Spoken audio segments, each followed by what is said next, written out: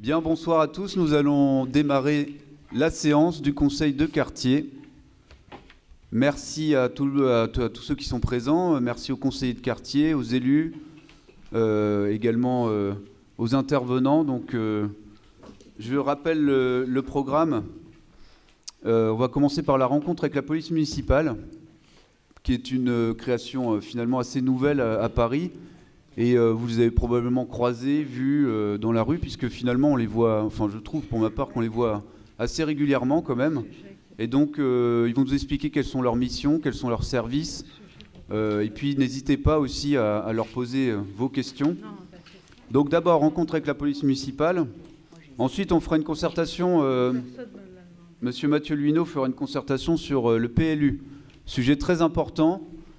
Le plan local d'urbanisme avec des points qui nous concernent tous et pour lesquels nous avons chacun des actions à faire, qu'on soit conseiller de quartier ou qu'on soit dans le public, chacun a son avis à donner, peut donner son avis sur le PLU.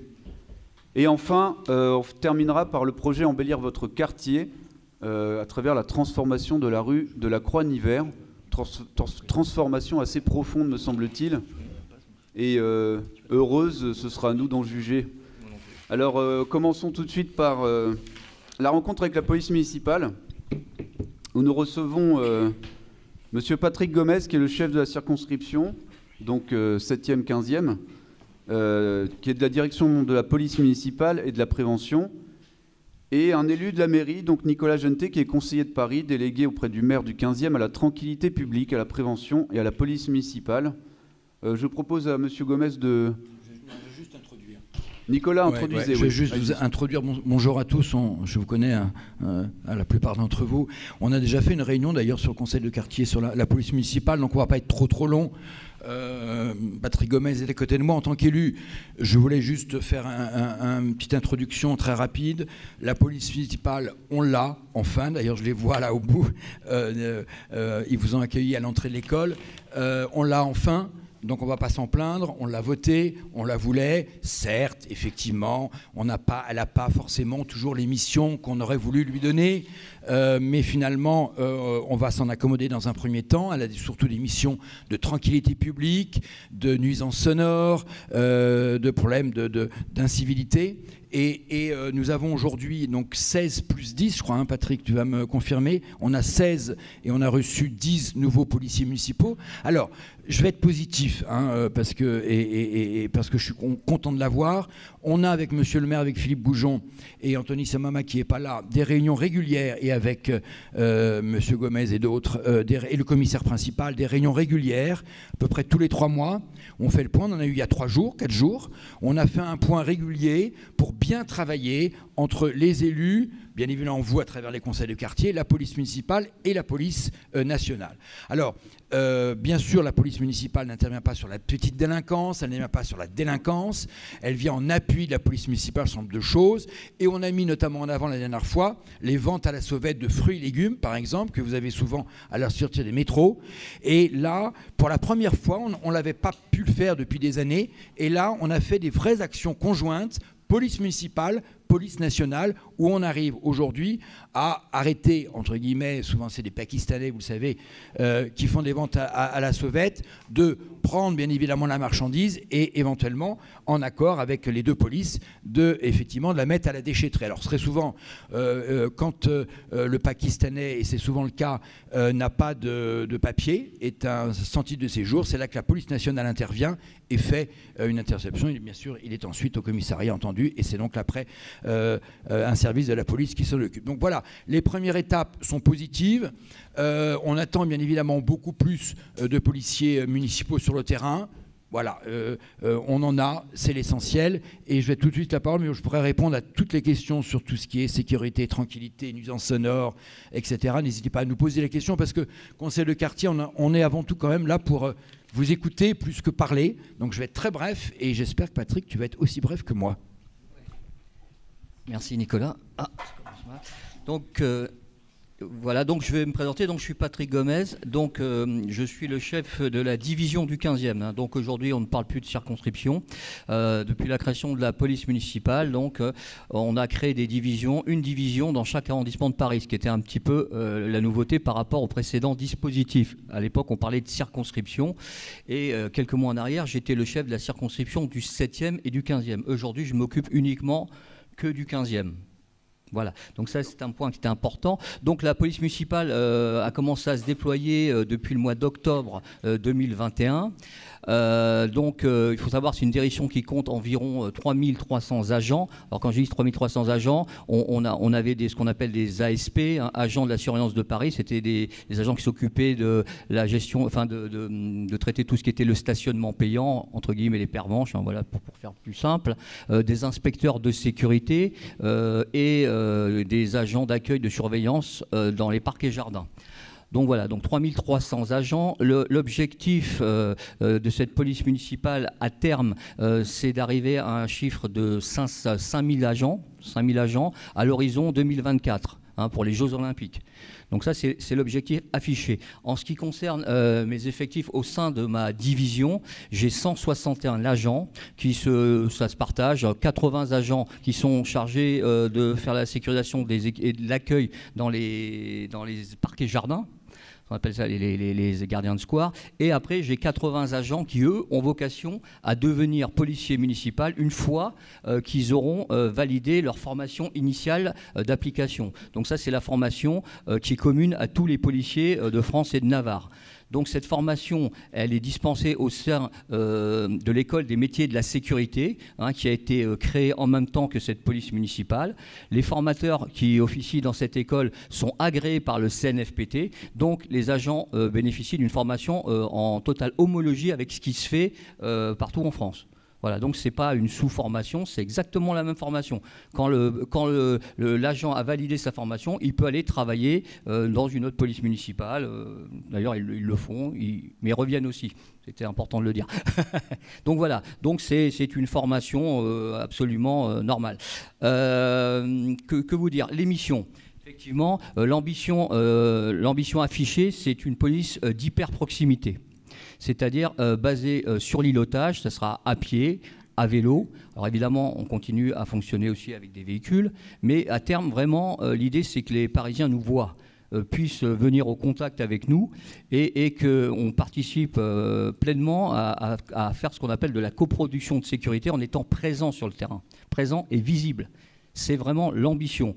Évidemment, on continue à travailler dans le cadre de nos missions historiques, hein, la sécurisation des équipements municipaux, la lutte contre les incivilités. Bon, voilà, ça c'est une mission que l'on maintient évidemment, hein, tout ce qui est la lutte sur les déjections canines, les mégots, les épanchements d'urine, les dépôts sauvages. Donc ça fait partie intégrante de nos missions. On fait évidemment, on continue à faire de la lutte contre les infractions routières. À ce titre, chaque jour, on programme des opérations de tranquillité publique où on déploie 10-15 effectifs qui vont vraiment sur un secteur faire toutes ces missions. Lutte contre les incivilités, infractions routières. Ce matin, on en a fait une à convention, donc ils ont fait 30 contraventions d'infractions routières, vous voyez, des feux rouges, des priorités. Donc ça, ce sont des choses très très importantes. Au-delà de ça, on a aussi des médiateurs. On a une dizaine de médiateurs hein, qui, eux, vont dans les écoles, dans les endroits où il y a beaucoup de jeunes, où il faut faire un peu de pédagogie, où il faut parler. Donc comme ils sont installés sur le quartier depuis des années, ils sont quand même connus et ça facilite bien souvent les choses. Même si, malheureusement, la situation a tendance à se dégrader puisqu'on déplore de nombreuses rixes hein, sur l'ensemble de l'arrondissement entre les bandes du 14, du 15, enfin voilà. Donc voilà. Donc vous aurez compris que le spectre des missions est quand même très large et on a de quoi s'occuper. D'accord ? Donc se rajoutent à ça des unités d'appui hein, qui viennent travailler souvent le soir dans l'arrondissement. Là, ce sont des unités qui sont beaucoup plus dédiées aussi à la sécurité. On a aussi des unités cynophiles, des motards. Donc, Pour ce qui concerne la collaboration avec les partenaires, Nicolas l'a expliqué tout à l'heure, on travaille en lien étroit avec le commissariat, donc le commissaire Vallot.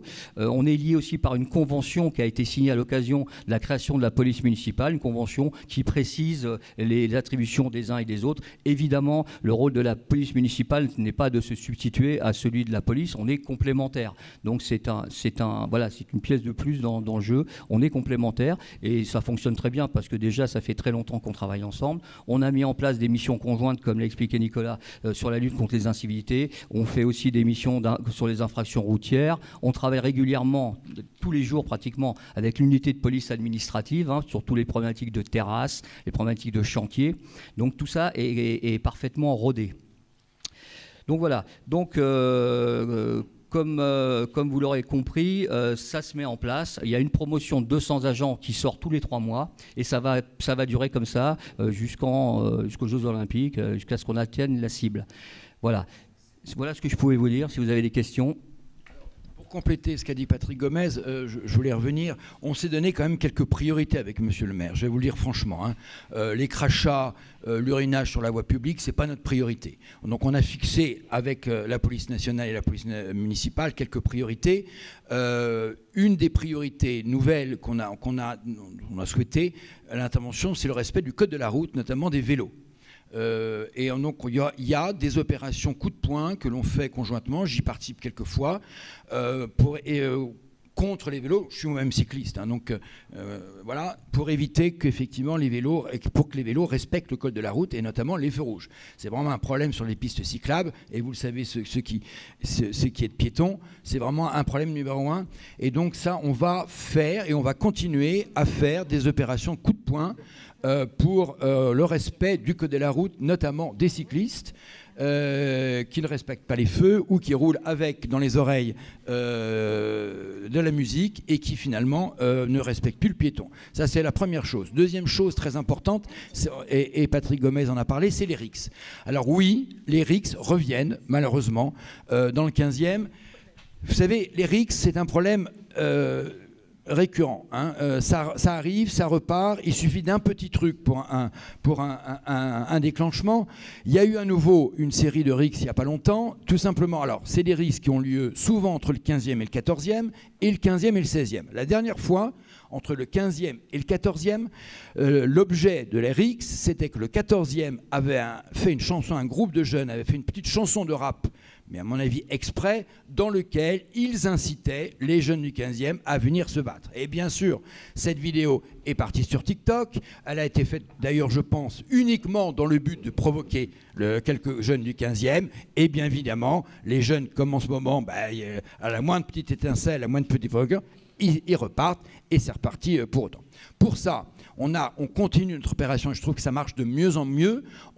Et ça c'est la police municipale, ce sont les médiateurs de la police municipale qui sont sur le terrain.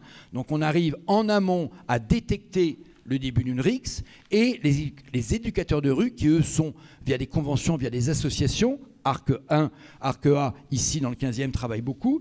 Et d'ailleurs, nous, les élus, Patrick pareil, on reçoit sur nos téléphones c'est une boucle d'alerte que nous avons, on vous raconte la vérité, comment ça se passe. On a une boucle d'alerte et quand un médiateur, un éducateur, un policier municipal, un élu voit même des jeunes avec une béquille, des jeunes avec des bâtons, on est aussitôt alerté dans notre boucle quasi 24 heures sur 24, ça nous réveille même la nuit. Et là, on essaye d'intervenir et souvent, une rixe sur 2 est évitée quand on intervient aussitôt. Et on y arrive. Ils interviennent le jour, la nuit, la police nationale arrive. Moi, ça m'est arrivé de prendre mon vélo à 2h du matin pour essayer. Et rien qu'une présence humaine adulte, souvent, parce que ce sont des gamins qui ont maintenant 10-12 ans, ça baisse de plus en plus. Et donc, dès qu'on arrive, effectivement, et qu'on les interpelle, qu'est-ce que vous faites là? Qu'est-ce que c'est que cette béquille? Qu'est-ce que c'est que ce bâton? Là, tout de suite, ils y se perdent, ils ont un peu peur. Bon, la prévention est très importante. Et croyez qu'avec Monsieur le maire et toute l'équipe municipale, la prévention est l'objectif numéro 1 pour éviter les RICS. Voilà. Et troisièmement, un des objectifs, puisqu'on n'a pas beaucoup non plus, il faut être honnête, de policiers municipaux, on a décidé de les faire travailler en groupe. C'est-à-dire qu'au lieu de les isoler un par un dans tout le 15e, on les fait intervenir en se baladant dans les rues à 4 ou 5 pour montrer qu'il y a une présence policière municipale plus importante et qu'elle joue vraiment le rôle de police de proximité. Voilà, c'était juste le petit complément, j'ai rien oublié, je voulais dire avec Patrick, mais on est prêt bien sûr à répondre à vos questions sur tous ces sujets. Je vous remercie. Merci, messieurs les conseillers de quartier, mesdames, messieurs conseillers de quartier. Avez-vous des questions du coup pour... N'hésitez pas, hein, de toute façon c'est un conseil vivant. Effectivement, la police municipale c'est assez neuf, c'est assez nouveau. Comme je vous le dis, on les voit assez régulièrement. Effectivement, on ne sait pas très bien ce qu'ils font, pour tout vous dire, enfin de but en blanc. Maintenant, on le sait. Et n'hésitez pas si vous avez du coup encore des questions. Allez-y, monsieur, et ensuite, allez-y. Vous m'entendez? Oui, ça marche. Très bien. Monsieur Delille, merci pour la présentation. Juste une petite question. En fait, j'ai vu que les stationnements des 2 roues sera payant à partir du 1er septembre. Est-ce que vous pourriez nous parler du plan sur ce sujet? Alors, il devait être déjà payant, sauf qu'effectivement, la mise en place est compliquée de la part de l'hôtel de ville. Ils seront, donc on est en mois de février, oui, ils seront payants à partir de septembre à la rentrée. Il y a eu 1 an de décalage en gros. Effectivement, moi qui ai aussi un 2 roues motorisé thermique, alors je rappelle que pour les 2 roues thermiques, c'est-à-dire les pots d'échappement normales, ça sera payant. Donc on mettra en place, c'est l'hôtel de ville central, hein, c'est à Hidalgo, hein, mettra en place tout un système comme pour les voitures. Il faudra acheter à l'année une vignette et puis ça coûtera, pour un petit 2 roues, ça coûtera en gros 245 € par an, je crois à peu près 250 € par an. Par contre, pour les 2 roues électriques, moi, j'ai un 2 roues thermique, donc je vais essayer d'acheter un 2 roues électrique, parce que effectivement, ça coûte très cher. Ça coûte dans les 5 000 €. Il n'y a pas beaucoup d'aide encore de la part ni du gouvernement, ni de la mairie, ni de la métropole. Ça sera gratuit, comme pour les voitures. D'ailleurs, le stationnement des voitures électriques est gratuit, mais le stationnement des 2 roues thermiques augmente. Voilà, si j'ai répondu à votre question. Et on incite d'ailleurs la mairie de Paris à avoir de plus en plus de stationnements sécurisés, notamment pour les vélos. Moi, c'est un de mes chevals de bataille au sein du Conseil de Paris, hein, à l'hôtel de ville central, c'est d'inciter d'avoir des parkings sécurisés pour les vélos électriques, parce qu'il y a aussi le problème des vélos électriques et des 2 roues électriques, parce que c'est des engins qui coûtent assez cher, d'avoir des parkings sécurisés, parce qu'on sait que le vol des 2 roues et des vélos est très très important à Paris. 5000 vélos sont volés par an. Très bien, merci. En fait, ce que je comprends, c'est que le stationnement des scooters n'est pas payant aujourd'hui. Non, c'est ça. Ça a été reporté d'une année. C'est ça. Mais en fait, ma question, c'était de savoir ce qui était prévu pour le 1er septembre, parce qu'il y a des milliers de scooters à contrôler partout dans les rues. Non, ça a été reporté d'1 an, justement parce que le système n'était pas mis en place. Donc on ne sait pas encore comment ça va marcher, si je comprends votre réponse. On sait en gros que ce sera une vignette qui fera, comme pour les voitures, acheter une vignette à l'année, et puis voilà. D'accord. Ok, très clair. Merci. Écoutez, je ne sais pas encore. Alors, il faudrait inviter Nicolas Nordman, l'adjoint, mais je ne sais pas du tout encore le montant. Je pense qu'on ne le connaît pas exactement encore, mais bon, il sera important comme toute amende. Hein. Dans l'ordre, Isabelle avait demandé la parole et après, vous, madame.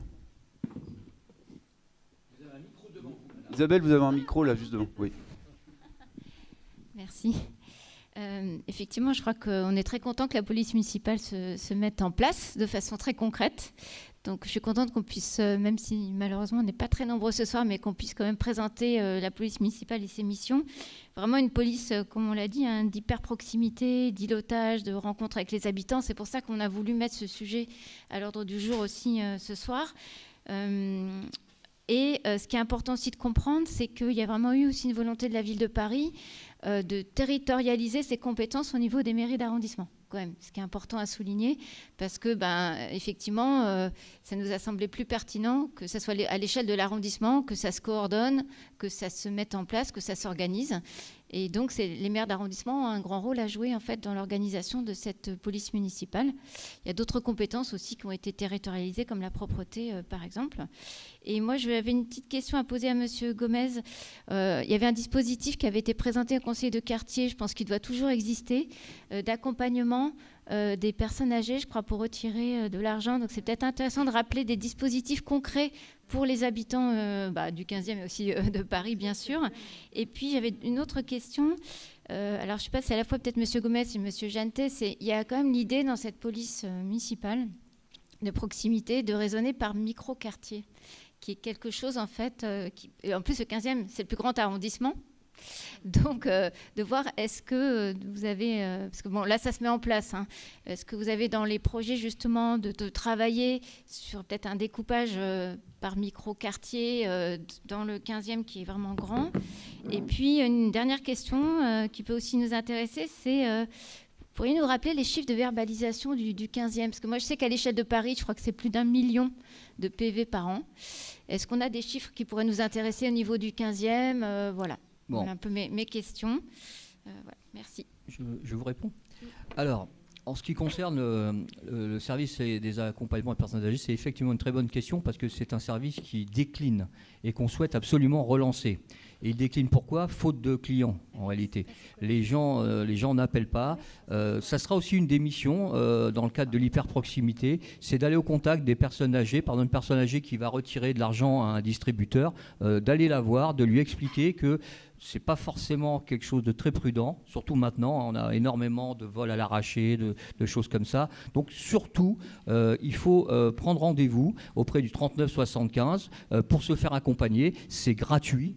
Il y aura des policiers municipaux qui viendront chez vous et qui vous amèneront faire votre retrait d'argent et ils vous ramèneront chez vous. Donc c'est un service qui fonctionnait bien. Moi j'y ai participé il y a 37 ans, vous savez, donc je connais bien ce service et ça marchait bien. Et petit à petit, ça décline malgré que les agents fassent du tractage dans les maisons de retraite un peu partout.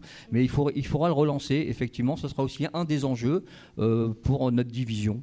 Voilà, donc on pourra faire certainement de la publicité dans le journal du 15. Enfin, il va falloir qu'on s'organise. Voilà. Ensuite, effectivement, pour ce qui est de l'organisation, vous avez évoqué le travail en termes de micro-quartier, c'est prévu. Il était prévu de couper l'arrondissement en 5 secteurs et de travailler à l'échelle de 2 quartiers, vous voyez, de mettre une équipe du matin, d'après-midi en îlotage. À l'échelle de ces 2 quartiers, de manière à créer la visibilité.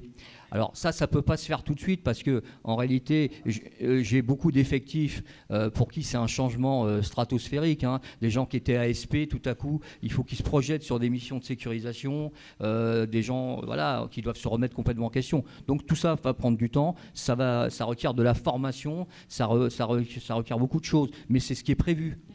À terme, c'est ce qui est prévu, c'est qu'on travaille le plus possible à pied et à vélo, de manière et à l'échelle comme ça des quartiers. Donc ça, c'était... Après, je ne peux pas vous donner de chiffres de verbalisation. Vous l'avez dit, l'année dernière, c'était plus d'1 million, je crois. Enfin, oui, et ben, on était vraiment, on avait des chiffres qui étaient très très convenables. Hein. Après, ça a baissé au mois de janvier parce que alors là, il y a eu des épidémies de Covid. Enfin, il y a eu tout c'est un peu. Mais voilà, donc là-dessus sur la verbalisation, comme le disait Nicolas, une des priorités, c'est aussi la lutte contre les infractions routières. Et là, pour le coup, nos ASP ils sont au top. Hein. Donc ça, c'est vraiment leur cœur de métier. Donc là-dessus, on n'a pas de souci. Voilà. Madame, et ensuite monsieur. Oui, moi j'avais 2 questions. Qu'est-ce que vous envisagez de faire contre les nuisances sonores? Première question. Et la deuxième question, c'était au niveau accidentologie des piétons. Est-ce que quand vous faites des priorités sur le Carrefour Convention, par exemple, est-ce que c'est parce que vous faites vos sorties là, en vous basant sur l'accidentologie des carrefours? La rue Linois est particulièrement dangereuse. Enfin bon, il y a différents des endroits que vous devez bien connaître. Et bon, est-ce que justement votre priorité, vous avez combien de zones comme ça accidentogènes dans notre quartier? Pour répondre sur cette question très précise, je voulais juste vous rappeler quand même que vous êtes dans le 15e, vous êtes dans une majorité qui est opposée à Sadène Hidalgo, donc nous nous battons, nous n'avons pas les pleins pouvoirs, Et nous nous battons auprès du Conseil de Paris. On a un Conseil de Paris la semaine prochaine. Et je peux vous le dire très sincèrement qu'à chaque Conseil de Paris, je demande un plan piéton. C'est vrai que le problème, et je vais critiquer Anne Hidalgo un tout petit peu, excusez-moi pour ceux qui... Mais on enchaîne des plans, le plan vélo, le plan anti-voile, etc. Et on enchaîne après avec le plan piéton. J'ai toujours dit qu'au lieu d'enchaîner, de superposer ces plans, il fallait à un moment les mettre ensemble pour réfléchir à un vrai schéma global de mobilité. C'est la critique que je fais en permanence. Et d'ailleurs, on n'a pas de plan piéton. Il y a eu un plan piéton dans la précédente mandature d'Anne Hidalgo. Il n'y a pas de plan piéton pour l'instant. Je le réclame à chaque Conseil de Paris. Et je vais même vous dire, madame, j'ai prévu d'intervenir la semaine prochaine au Conseil de Paris sur une délibération qui concerne les montants, justement, qu'on donne effectivement aux personnes qui ont été accidentées. Et à ce moment-là, je vais réintervenir auprès de M. David Béliard pour dire quand est-ce qu'on pourra réfléchir à un vrai plan piéton qui doit se construire avec le plan vélo, qui doit se construire avec le plan des bus, etc. Tout a été construit. Voilà, malheureusement, on n'en est pas responsable, mais sachez qu'on le réclame et qu'on essaie au mieux de travailler avec l'adjoint en charge de l'espace public et de la circulation, David Béliard. Sur les nuisances sonores, vous parlez de quel genre de nuisances sonores? Est-ce que sur les nuisances sonores, elle peut avoir le micro? Alors les motos, ça c'est encore autre chose. Alors, parce qu'il y a beaucoup de nuisances sonores. Quand on est à Paris, on a beaucoup de nuisances. On a la nuisance sonore des cafés-bars. Bon, ça, c'est la police municipale qui peut intervenir le soir et vous appelez le numéro, elle peut intervenir pour régler ces problèmes de nuisance sonore. Il y a des problèmes de jeunes qui discutent tard et ça va revenir. Je sais qu'au prochain conseil de quartier, vous allez encore me dire qu'est-ce qu'on fait avec ces jeunes qui sont sur les bancs tard le soir et qui jusqu'à 2h du matin crient. Même les filles d'ailleurs, dans le groupe, sont celles qui font le plus de bruit parce qu'elles crient, ça se chamaille, etc. Ça, c'est de la prévention qu'on fait avec les médiateurs, avec les éducateurs, pour essayer de dire aux jeunes, allez un peu plus loin au lieu de crier sous la barre de l'immeuble, etc. Troisième forme de nuisance, effectivement les pots d'échappement des deux roues, notamment ceux qui sont débridés, donc notamment des plus jeunes. Quand on a 14-16 ans, on a envie d'aller plus vite. Certains sont homologués, les pots d'échappement, comme vous dites. Alors non, en principe, les débridés ne sont pas homologués. Après, effectivement, on a des motos qui font du bruit. Bon, oui, et qui sont des pots homologués. Qui sont homologués. Alors, oui, mais ça pose un sérieux problème. C'est très bien, voilà. Oui, bien sûr. Je pourrais vous citer un cas, comme le rodéo d'ailleurs. Les rodéos, c'est encore autre chose. Les rodéos de scooters, ça pose un problème sérieux. Les rodéos de scooters, pour qu'ils aillent vite, en général, c'est qu'ils sont débridés. Oui, et donc un garagiste est complice, il a enlevé. Vous savez qu'au pot d'échappement, il y a un petit cercle. C'est tout simple. C'est tout simple. Je ne devrais pas le dire, mais il y a un petit cercle. On enlève le petit cercle, ça permet au pot d'échappement d'aller plus vite. Et hop, ça coûte rien du tout chez Merci du conseil. Bon. Ça coûte rien du tout chez un garagiste. Non. On donne un petit billet de 20 € chez un garagiste et il le fait, malheureusement. Et d'un seul coup, le scooter qui est limité à 45 passe à 70. Je vous dis ça parce que mon fils l'a fait et je l'ai engueulé. Et donc ça fait du bruit. C'est un phénomène qui quand même... Alors, pour répondre à votre question, et Patrick Gomez va peut-être... Dans certaines rues qui est récent. Pour dire un mot, la police municipale, et ça c'est un point positif, a acheté des sonomètres. Et donc, il y aura dans Paris, alors pour l'instant, il n'y en a que 2 pour tout Paris. Ah ben, avec ça, on va pas aller loin. Attendez, vous savez, la ville de Paris est très endettée, 7 milliards, donc on ne peut pas acheter trop de choses. Non, mais je plaisante. Mais non, il y en a pour l'instant, il y en a 2 dans tout Paris. On fera des opérations coup de poing. Et je peux vous dire, pour être dans le secret des dieux, que ce quartier va être ciblé. C'est une bonne chose. Donc des opérations coup de poing avec la police municipale. Je ne devrais pas le dire, mais je l'ai dit. Bon, on n'est pas enregistré là, donc c'est bon. Non, mais bon, c'est pas grave, je plaisantais. Il y aura des opérations coup de poing. Alors, moi, j'avais même envie, et je l'ai dit d'ailleurs à l'adjoint à la sécurité d'Anne Hidalgo, Nicolas Nordman, je lui ai dit, si on fait des opérations coup de poing, ça serait bien avant aussi qu'on fasse de la prévention. Parce que beaucoup de jeunes ne savent pas qu'ils ont le droit à une amende et même une saisie des véhicules quand ils font trop de bruit. D'ailleurs, je pense qu'on fera dans le journal municipal une petite publicité pour dire attention, quand vous faites trop de bruit, attention, vous êtes hors règlement du code de la route. Mais effectivement, il y aura, monsieur le maire arrive, bonjour, il y a des opérations coup de poing qu'on va faire, sonomètre avec la police municipale pour justement, à des moments de la journée, évaluer le bruit que provoquent ces deux roues. C'est ce qui est un sérieux. C'est un vrai problématique. Une question au fond, alors que effectivement comment vous appelez pour mesurer le bruit? Et c'est géré par la police. Tout simplement. C'est géré par la police municipale. La police municipale, on en a acheté 2 dans Paris, et donc c'est des sonomètres. Vous en avez qu'un. On en a un dans le 15e. Donc il y en a un dans le 15e. On en a un dans le 15e. Vous voyez, formidable. Alors qu'il en faudrait 2 rien que dans ma rue déjà. C'est des sonomètres qui sont mous. Non mais c'est comme un flash. C'est comme un flash. On le met là, les policiers se mettent derrière et ils arrêtent. Je vais vous suggérer un certain nombre de noms de rues, lesquels il faudra un jour ou l'autre mesurer. Une question au fond. Ensuite, on va passer peut-être à un autre sujet. Monsieur, je n'ai pas vu votre nom là. Vous avez dit que vous demandiez un comité piéton à la mairie centrale. Qu'est-ce que vous entendez Nicolas, c'est vous. Oui, voilà. Oui, qu'est-ce que vous entendez exactement par comité piéton? Parce que si c'est le... Un plan piéton. Oui, on demande un plan piéton, c'est-à-dire que soit comme les pistes cyclables, soit analysé et tout le schéma piéton du parcours d'un piéton et que les trottoirs soient améliorés et refaits pour qu'il y ait un vrai schéma de circulation du piéton, comme qu'il y aurait pour les routes ou les cyclistes. Ah, c'est plus les trottoirs. Parce que je me disais que si c'était, par exemple, raccourcir les longues traversées piétonnes ou créer des oreilles au carrefour, par exemple auprès des écoles, du côté d'Olivier. Mais ça peut être ça aussi. Ça peut être ça. C'est plus de la compétence de la voirie. C'est plus à la voirie qui peut... Oui, mais la voirie, on n'a pas besoin d'attendre, en fait. Oui, mais la voirie, c'est l'hôtel de ville centrale. Donc, c'est dans le cadre d'un schéma global, justement, du piéton, de mobilité du piéton, sur lequel il faut réfléchir quartier par quartier. Mais ça, on n'en est pas encore là. Ah, parce que quand on va sur place, on le voit tout de suite, le problème. Hein. Une longue traversée piétonne ou un carrefour dangereux, on le voit tout de suite. Hein. Donc, merci. Est-ce qu'on peut poser Merci. Je voudrais réintervenir, s'il vous plaît. Oui, allez-y, Karine. Oui, allez-y. On peut poser une dernière question à monsieur Oui, Gomez. je vais prendre 2 dernières questions. Voilà. Quel est le numéro d'appel? Ma question est la suivante, parce qu'il m'est remonté des plaintes au bureau, au conseil de quartier. Que peut-on faire pour les groupes de livreurs qui sont le soir en train de se disputer, d'avoir carrément la radio, aux 2 places Félix Faure?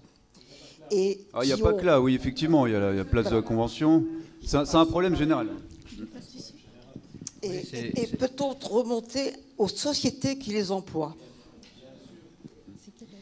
Parce que sur leur sac, il y a écrit ou Picard ou Uber, et en fait, ce n'est pas Picard et ce n'est pas Uber. Monsieur Gomez. Alors nous, ce que l'on fait, de toute façon, à chaque fois que l'on nous signale ce type d'incivilité, on passe régulièrement, on va les voir. Quand on peut, souvent, quand ils sont en train de manger, ils jettent les papiers, on essaye de caractériser une incivilité, on va dire, et c'est beaucoup de sensibilisation, effectivement. Après, j'ai eu M. Pinet ce matin là, qui m'a indiqué qu'il y avait aussi ce type de problème sur la rue Oscar Roty. Et on va faire venir les ASP, parce que quand ils partent en sens interdit, et là, effectivement, on peut les verbaliser sur ce type d'infraction, vous voyez. Juste 2 mots là-dessus. Ouais. C'est le problème de ce qu'on appelle les dark kitchens ou les dark stores. Donc ça, c'est un phénomène nouveau dans la société. L'évolution numérique a fait que, effectivement, il y a un certain nombre d'épiceries qui sont apparues avec des volets clos, ou même des cuisines fermées. Alors beaucoup sont en train d'être fermées, beaucoup sont en train même de fermer parce qu'il y en a trop. Mais effectivement, il y a le problème des nuisances de ces livreurs qui sont stationnés devant ces entrepôts, puisque ce n'est plus des magasins, ce sont des entrepôts. Et d'ailleurs, il y a des problèmes de législation, puisqu'on passe du magasin à un entrepôt, dont beaucoup sont en infraction avec la loi. Donc d'ailleurs, beaucoup sont en train d'être fermés et vont être fermés, je pense, dans les mois et les années à venir. Mais c'est une évolution, malheureusement, de la société. Donc le problème, c'est le problème des livraisons et de ces livreurs qui, la nuit, attendent et parlent entre eux, mènent de la musique ou font même du bruit avec leur scooter. On avait étudié, je pense que dans le 17e, avec Geoffroy Boulard, a été essayé des zones temporaires de stationnement pas loin de ces zones. Mais effectivement, quand on fait des zones de stationnement réservées à ces livreurs même de nuit, ça provoque aussi des nuisances dans les autres quartiers. Donc c'est assez compliqué à résoudre. Mais en tout cas, la police municipale intervient et n'hésitez pas à appeler la police dans ce cas-là. Merci. Oui, vous avez identifié les zones, puisque de toute façon, c'est toujours les mêmes. Elles sont identifiées, cartographiées, etc. N'hésitez pas. Quand vous avez vous voyez qu'un magasin est louche, n'hésitez pas à venir nous en parler, nous les élus ou à la police, pour qu'on puisse nous mener une enquête, voir si vraiment pourquoi il est ouvert toute la nuit, si il a une raison d'être ouvert toute la nuit. Vous voyez, je donne un exemple. On a fait fermer il n'y a pas longtemps, je ne sais plus, une dark kitchen. Pareil, on prend un ancien restaurant, on le ferme, et à l'intérieur, on fait plusieurs cuisines, et il y a plusieurs sociétés, entre guillemets, qui exploitent cette cuisine. Alors, quelquefois, c'est des mélanges entre poisson et viande. Et on fait intervenir, dans ce cas-là, la brigade sanitaire qui peut faire fermer ces dark kitchens, donc ces cuisines de la nuit, ou je ne sais pas comment on peut traduire.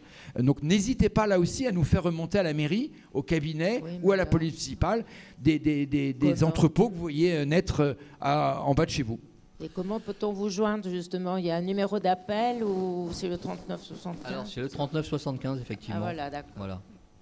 Alors, il y a plusieurs choses. Je vais compléter ce que dit très bien Nicolas. C'est que nous avons aussi organisé une réunion, où tu étais présent d'ailleurs, dans mon bureau avec la police municipale et la police nationale. Tu en as parlé avant? De façon à pouvoir les contrôler. Beaucoup sont en situation irrégulière. D'une part, d'après ce que nous dit la police, donc ça c'est le rôle de la police nationale que de les interpeller, et puis également la plupart de ces locaux ne sont pas dotés d'autorisation de se transformer en dark kitchen notamment, le font de façon irrégulière. Donc c'est vrai qu'avec les services de la ville, on essaie de les débusquer. Autre chose, c'est qu'au niveau central à la mairie de Paris, il y a des réunions qui sont en train de se monter avec les donneurs d'ordre, si je peux dire, de façon à réguler les livraisons notamment, puisque, comme vous l'avez constaté, lorsque les trottinettes ont envahi Paris, si je peux dire, c'était l'anarchie totale, la mairie s'est laissée déborder, mais petit à petit, elle a régulé les choses en décidant de faire une sorte d'appel d'offres, pour ne plus accepter que 3 sociétés de trottinettes. Là, c'est un peu le même processus qui est en cours d'examen par la mairie centrale de façon à limiter le nombre de livreurs, parce que ça devient un vrai fléau quand même. Ces points de fixation dans multitude d'endroits dans Paris, où d'ailleurs, comme tu l'as très bien dit, beaucoup de nuisances sont produites, que ce soit des nuisances de propreté, de bruit, voire de délinquance, etc., gênent énormément la population le soir maintenant. Donc on est très vigilant, c'est pour ça. Faites-nous part de problématiques, soit par le 3975, soit il y a, au commissariat de police, a été créée une cellule d'écoute, qui s'appelle cellule d'écoute. Voilà, et là, c'est pour traiter structurellement de problématiques de sécurité qui se posent dans vos quartiers. Donc c'est vraiment utile de pouvoir les contacter, leur faire savoir qu'à tel endroit, il y a tel problème. Merci, monsieur le maire. On va peut-être passer à un autre sujet. Isabelle, un petit mot, puisque... Oui, je voudrais juste rétablir 2-3 choses, peut-être pour dire à monsieur Jeantet qu'il y a des aides en fait pour les équipements électriques, que ce soit les 2 roues ou les vélos à assistance électrique, il y a des aides fournies par la mairie de Paris. Vous pouvez aller voir ça sur le site paris.fr. Que pour tout ce qui est piéton, il y a eu quand même un plan piéton en 2017, si je ne me trompe pas, avec 4... Oui, mais c'est-à-dire c'est une démarche qui date d'il y a 15 ans. Enfin, les piétons, on s'en occupe depuis longtemps. Et on va continuer à s'en occuper. Mais il y a déjà eu un plan piéton important en 2017 de 90 millions d'euros. Et je trouve que le plus bel exemple, c'est quand même la piétonisation des voies sur berge. Je crois qu'il faut se féliciter qu'on ait piétonisé ce très bel endroit qui permet de nous promener, d'en profiter, alors que certains voulaient en faire une autoroute urbaine. Et puis, 3e point, quand même sur les trottinettes... on a quand même été hyper réactifs, parce que je me souviens très bien que ça s'est multiplié à une vitesse hallucinante. C'était pas du tout encadré. Faut pas oublier que la loi ne nous permettait pas au début d'avoir tous les instruments en fait pour nous organiser, parce que la loi mobilité elle n'était pas mise en place, et qu'on a fait vraiment le maximum dans ce qu'on pouvait en termes législatifs pour verbaliser. On faisait même, je crois, de la mise aux fourrières de trottinettes qui étaient abandonnées comme ça. Donc on n'a pas été aidés au début, parce que la loi ne permettait pas, elle n'était pas encore votée, la loi mobilité. Donc vraiment, là, on a quand même réagi rapidement dans ce qu'on pouvait faire. Et effectivement, ce qui est compliqué aujourd'hui, c'est qu'il y a des usages qui se développent plus vite que la loi ne peut réagir. Et notamment, voilà, c'est cet usage de la trottinette. Donc, je voulais en dire quelques mots parce que là, pour le coup, je trouve qu'on a quand même été réactifs dans le cadre qui nous le permettait. Bon, merci. Tout le monde se jette la patate chaude un peu. Du coup, le rôle d'une police municipale, justement, de proximité, c'est de pouvoir réagir à ce genre de phénomène un peu plus rapidement qu'en attendant une loi, une restriction, enfin, etc. Très bien, merci. On va passer à un autre sujet parce que l'heure tourne quand même. Vous avez identifié maintenant les missions de la police municipale. Merci, monsieur Patrick Gomez. Merci, Nicolas Genté, pour vos interventions. Mais restez là et puis continuez effectivement à discuter. On va passer au projet Embellir votre quartier, donc qui concerne cette transformation assez profonde de la rue de la Croix-Nivert. Et on reçoit madame Maëlle Garcia, qui est chef de projet territorial du Sud-Ouest, de la direction de la voirie et des déplacements. Elle a une présentation à nous faire. Oui. Bonjour. Pas sûr que ça fonctionne ? Ouais ? Ah oui. Bonjour, merci. Donc oui, Maëlle Garcia, je représente la direction de la voirie ici et plus particulièrement la section territoriale sud-ouest. Donc on s'occupe du 15e arrondissement et du 16e par ailleurs. Ah, très bien. Super, merci. Donc je viens vous présenter ici un petit peu l'avancement, enfin en tout cas l'état où on en est sur cet aménagement de la rue de la Croix-Nivert, dans le cadre d'embellir votre quartier. Donc, j'ai pas remis de petites... Bien sûr. Oui, monsieur le maire. Non, parce que, voilà, c'est un projet qui est inclus dans une opération générale et parisienne que la mairie de Paris a décidé de lancer, qui s'appelle Embellir votre quartier. Il s'agit de sélectionner 1 ou 2 quartiers dans chaque arrondissement, au moins dans une première étape, et puis d'y réaliser la totalité des travaux de voirie et d'embellissement et d'entretien de la voirie pour pouvoir être tranquille sur les années suivantes, quoi, vous voyez, pour éviter que des chantiers se succèdent les uns après les autres sans cesse, ce qui gêne énormément le fonctionnement de la ville finalement, hein, et qui perturbe les habitants. Il a été décidé de concentrer le tir sur quartier par quartier, quoi, voilà. Donc là, il y a 3 quartiers qui ont été choisis, dont le vôtre. Enfin, quand je dis 3 quartiers, c'est sur les 10 conseils de quartier du 15e. La première étape d'embellir votre quartier concerne le ressort territorial de 3 conseils de quartier, dont le vôtre. Et il s'agit à la fois de supprimer, c'est vrai, des places de stationnement. Ça, c'est la volonté de la mairie centrale. Deuxièmement, de promouvoir le développement du vélo également. Troisièmement, de végétaliser au maximum les rues et de, si possible, améliorer les conditions de circulation, parfois même en pacifiant la circulation, en élargissant les trottoirs, enfin bref, en essayant de faire des quartiers plus paisibles. Alors, après, il y a toujours un compromis, évidemment, à mettre en place entre les nécessités du fonctionnement de la ville, il faut que les gens circulent, puissent travailler, etc., stationner, et puis la tranquillité des habitants. Voilà. Donc, c'est la raison pour laquelle un des projets phares de cette opération, c'est l'aménagement de la rue Croix-Nivert. Il ne s'agit pas tout à fait d'en faire les Champs-Élysées du 15e, mais en tout cas, les conditions, je ne veux pas être trop emphatique, les conditions de vie et de fonctionnement de la rue Croix-Nivert sont quand même pas terribles, quoi. C'est pas une rue formidable. Donc l'idée, c'est de changer complètement les conditions de fonctionnement. Mais évidemment, il faut que ça se fasse aussi avec les habitants. Ça a été présenté d'ailleurs dans différentes réunions publiques. Il y en aura d'autres. Notamment, moi, je souhaite qu'il y ait une réunion qu'on convoque dans une réunion tous les habitants de la rue Croix-Nivert, parce que là, nous sommes un conseil de quartier. C'est un territoire beaucoup plus important, 25 000 habitants. Là, il faut que les habitants de la rue de la Croix-Nivert et les rues perpendiculaires, si je peux dire, ou qui traversent, soient conviés dans une réunion spécifique d'habitants pour bien expliquer ce dont il s'agit dans le détail et puis voir quelles sont les observations les critiques, les propositions même, hein. Moi, je sais que je n'ai jamais fait une réunion publique sans qu'il y ait des idées à prendre, hein, de la part des habitants, puisque d'abord, on ne fait pas le bonheur des gens malgré eux, et deuxièmement, c'est les habitants qui sont les mieux placés pour nous dire ce dont ils ont besoin, ce qu'ils veulent. Mais je pense qu'une rue de la Croix-Nivert, avec une circulation un peu pacifiée, avec des plantations d'arbres, par exemple, avec plus de possibilités de promenade, je pense que c'est ce que souhaite, enfin d'après ce qu'on a pu en voir, le souhait quand même d'une majorité d'habitants. Merci. On va écouter la présentation avant d'en discuter. Allez-y. Merci. Je vais vous faire une petite présentation, ça sera assez rapide, on répondra aux questions ensuite, bien évidemment. Donc tout d'abord, bon, il y a quelques photos, la rue, je pense que vous la connaissez, et puis comme le disait justement monsieur le maire, voilà, c'est une rue qui est assez compliquée, elle est très circulée, très large, pas très confortable pour les piétons. Voilà, on a des trottoirs qui sont assez étroits par endroits, moins de 2 mètres. C'est vraiment pas confortable pour des piétons, pour des poussettes, pour des personnes à mobilité réduite.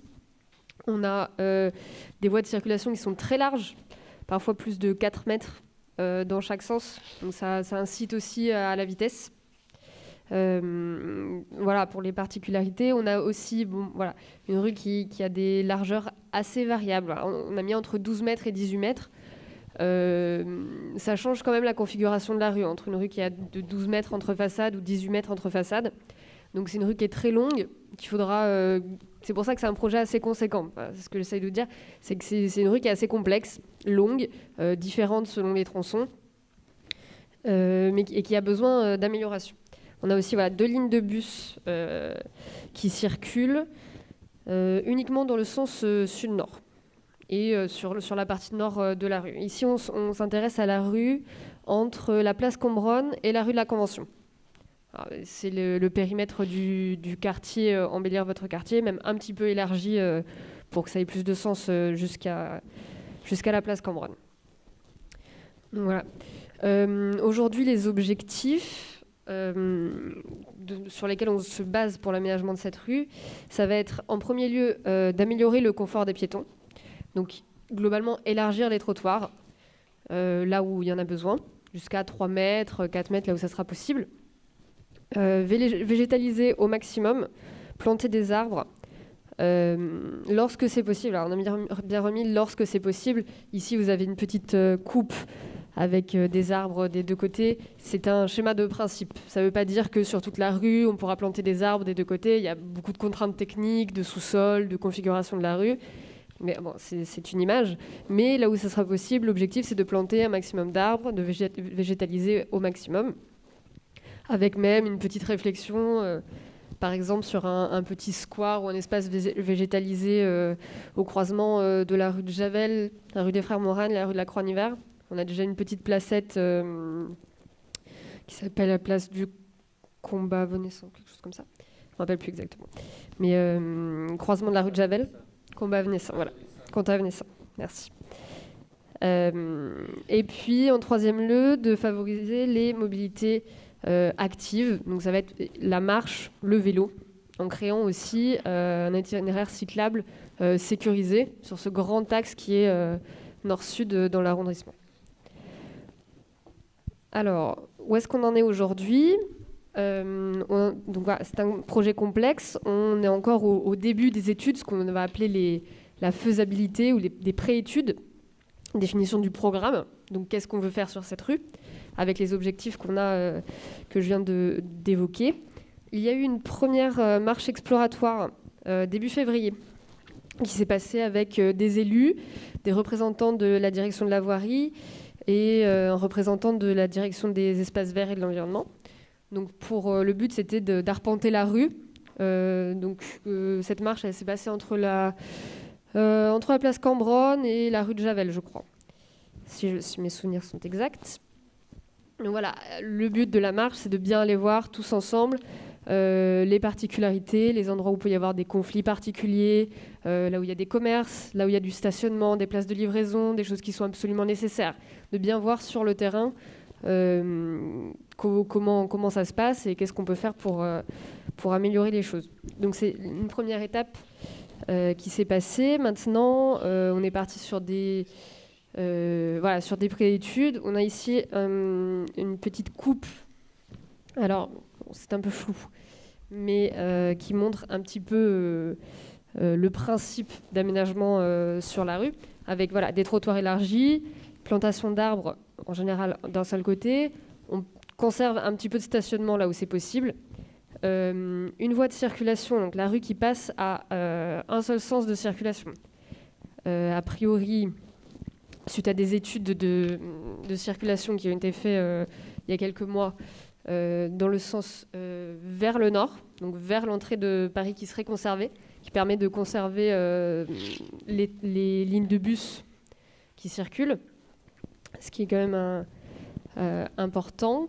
Et puis une piste cyclable sécurisée, donc, qui vient à contresens, avec un séparateur.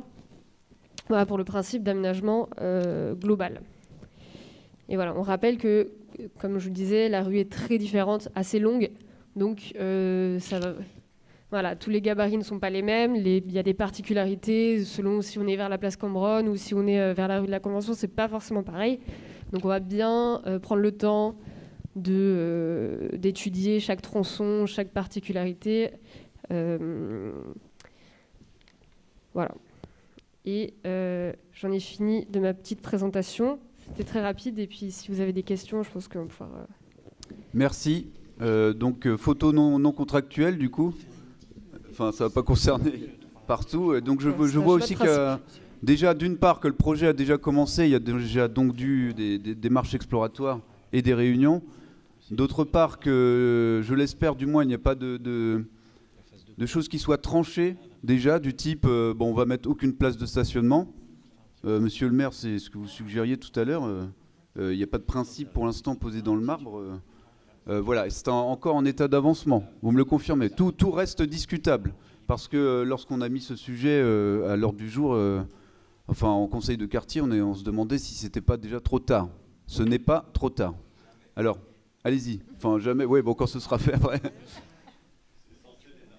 Je vais prendre les questions une par une de manière organisée. Par contre, concernant le quartier Saint-Lambert, le conseil de quartier Saint-Lambert, nous n'avons qu'une petite partie de la rue de la Croix-Nivert, certes importante, c'est au bout du square Saint-Lambert, où il y a un grand carrefour d'ailleurs, où il y a le restaurant Chez Papa aussi. Voilà. Ça nous concerne, évidemment ça vous concerne directement, mais ça nous concerne aussi cette partie-là sur laquelle on sera évidemment avec le conseil et les conseillers beaucoup plus attentifs.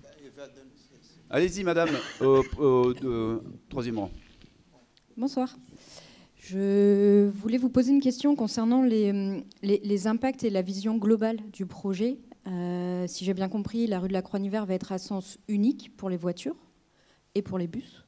Du coup, le sens contraire, qu'est-ce qui est prévu en termes d'itinéraire de délestage? Je ne sais pas si le mot est correct.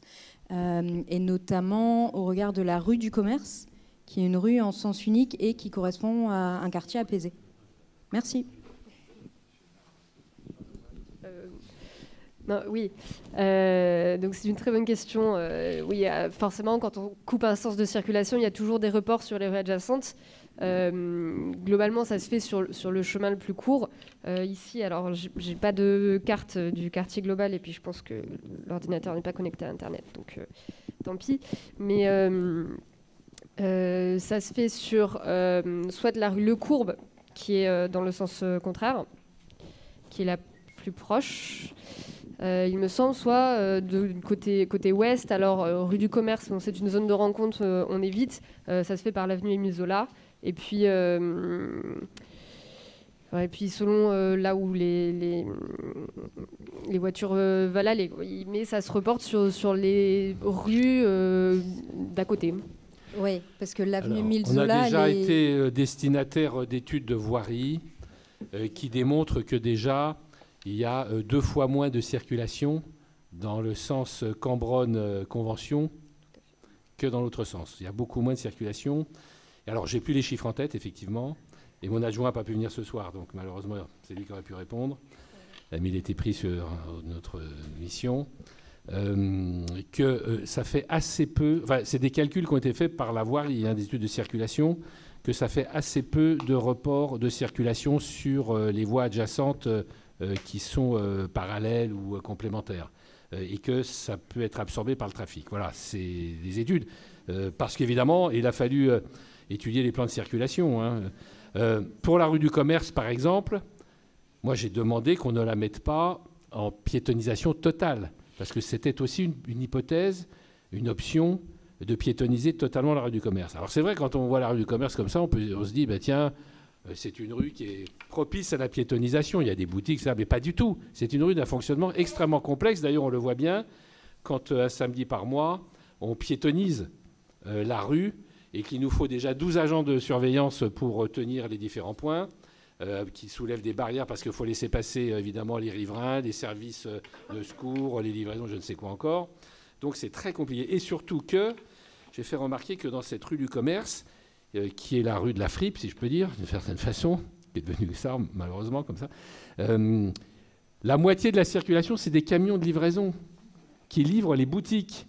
Donc imaginez les embouteillages dans tout le quartier qui est constitué de petites rues quand même, si les camions ne peuvent pas livrer dans la rue du Commerce et dans les rues perpendiculaires. Donc c'est très compliqué. Alors voilà, moi ce que je propose pour la rue du Commerce, bon maintenant ça demande un certain nombre de crédits, c'est qu'elle soit piétonisée, par exemple le week-end. Voilà. À ce moment-là, les livraisons se font en semaine, etc. Donc voilà, mais cela étant, c'est pour ça qu'on laisse libre un certain nombre de voies alentour pour permettre le report de circulation. Voilà. L'idée, vous avez bien compris, c'est de faire de la rue de la Croix-Nivert une rue plus vivable, avec des plantations d'arbres partout, ce sera possible. Et regardez, allez rue Frémicourt, la différence rue Frémicourt, avant, après la plantation de 13 arbres dans la rue, et qui poussent. Bon, ils sont encore jeunes, évidemment, mais ils poussent. D'ailleurs, là où on ne pourra pas mettre les arbres, il y aura des plates-bandes végétales, quoi. Vous voyez, enfin, on plantera de l'herbe en pleine terre, quoi. Vous voyez ce que je veux dire? Donc, ce sera une rue qui aura un caractère végétal complètement différent, et où on pourra se promener sur des trottoirs plus larges, sans supprimer tout le stationnement. C'est pas... Je vous remercie pour ces explications qui appellent d'autres remarques, en fait, parce que l'avenue Émile Zola, elle est perpendiculaire et non parallèle. Donc du coup, l'avenue Émile Zola ne peut pas être un itinéraire de délestage. C'est la première remarque. Et la seconde, c'est en termes de plan de communication. Vous parliez, monsieur le maire, des impacts et de la vision globale. En termes de plan de communication, des impacts des modifications sur la rue de la Croix-Nivert aux autres conseils de quartier, notamment. Qu'est-ce que vous avez prévu en termes de plan de communication?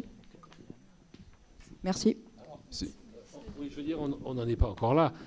Si on fait cette réunion aujourd'hui, vous voyez, on vous présente des choses, je dirais pas floues, mais enfin qui ne sont pas du tout abouties. C'est parce qu'on veut avoir votre avis et on réunira les gens de la rue, etc. Et c'est une fois que les décisions seront prises qu'on fera évidemment la communication nécessaire pour les plans de circulation, notamment que les gens s'y retrouvent. Au début, forcément, il y a des gens qui ne connaîtront pas la situation, ça fera un certain nombre de perturbations. Mais ensuite, voilà, il y aura une communication. Vous savez, il y a un certain nombre de moyens de communication, ne serait-ce que, excusez-moi de le dire, mais Waze, qui fait que quand on est en voiture, enfin, je ne sais pas, tout le monde se dirige avec Waze. D'ailleurs, c'est ce qui m'a amené à modifier les conditions de circulation dans la rue Desnouettes, parce qu'à partir du moment où la rue de Vaugirard commençait à être bouchée à cause de la double piste, la piste bidirectionnelle, Waze transférait sur la rue Desnouettes qui devenait une autoroute à voiture. Donc c'est pour ça qu'on a inversé le sens de circulation au niveau de la rue Croix-Nivert, justement, des deux portions de la rue Desnouettes. Je ne sais pas si vous avez vu, pour casser l'itinéraire malin de la rue Desnouettes, qui n'est pas une rue qui est faite pour absorber un flot de circulation continue de gens qui rentrent dans Paris par la porte de Versailles ou autre. Alors, juste pour précision, et après je rends la parole. Juste, moi j'habite dans un autre quartier. Justement, j'habite à Commerce. Et du coup, merci beaucoup de m'accueillir. Et du coup, je suis présente aujourd'hui parce que justement, on sait qu'il y a des impacts, ce qui est tout à fait normal et ce qui ne doit pas remettre en cause le projet. Le point n'est pas là, mais et plutôt de savoir, voilà, comment est-ce que les habitants du quartier Commerce notamment sont sont informés de ces décisions. D'après ce que j'ai compris, on en est encore dans la partie exploratoire, donc c'est aussi le bon moment. La présidente du conseil est là, est présente. Karine, vous êtes la présidente du conseil de quartier, donc c'est probablement en discussion aussi chez vous. Voilà. Votre présidente est là au premier rang. Voilà.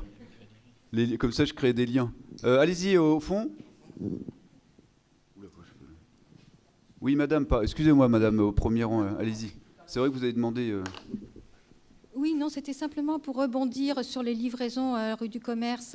C'est vrai qu'il y a énormément de livraisons, mais souvent elles se font au milieu de la rue parce que c'est juste un petit paquet à déposer, ou alors elles se font à l'angle des rues. Mais pourquoi il doit y avoir des horaires à Paris sur les horaires, les heures de livraison? Pourquoi, en dehors de ces horaires, on ne pourrait pas redonner les places de livraison aux piétons? Parce qu'en fait, ça devient des places de stationnement. Et il y a énormément d'endroits, des goulots d'étranglement rue du Commerce. Par exemple, je parlais au niveau des halles, le panier fraîcheur. Et là, le souci, c'est avec l'étalage. Et si vous avez des clients, plus une voiture qui est garée, et bien en fait, le fauteuil roulant ne passe pas, tout simplement. Donc, est-ce qu'on ne pourrait pas, une fois qu'il a fait ses livraisons, parce que c'est vrai il met son camion devant et il fait sa livraison, est-ce qu'on ne pourrait pas redonner cet espace, par exemple, aux piétons et aux PMR? Et même chose devant Gosselin. Gosselin et la Tour Eiffel n'utilisent jamais cette place de livraison. Ils le font toujours de rue des Entrepreneurs devant la petite chocolatière, en sens inverse d'ailleurs de la circulation, peu importe. Mais est-ce qu'on ne pourrait pas redonner aussi cette place aux piétons? C'est un endroit qui est très fréquenté. Il y a le magasin à côté, Stock à faire, qui a toujours son espèce de portant. Le Gosselin a souvent sa charrette à mandarine, ce qui est très bien, hein, c'est pas ça.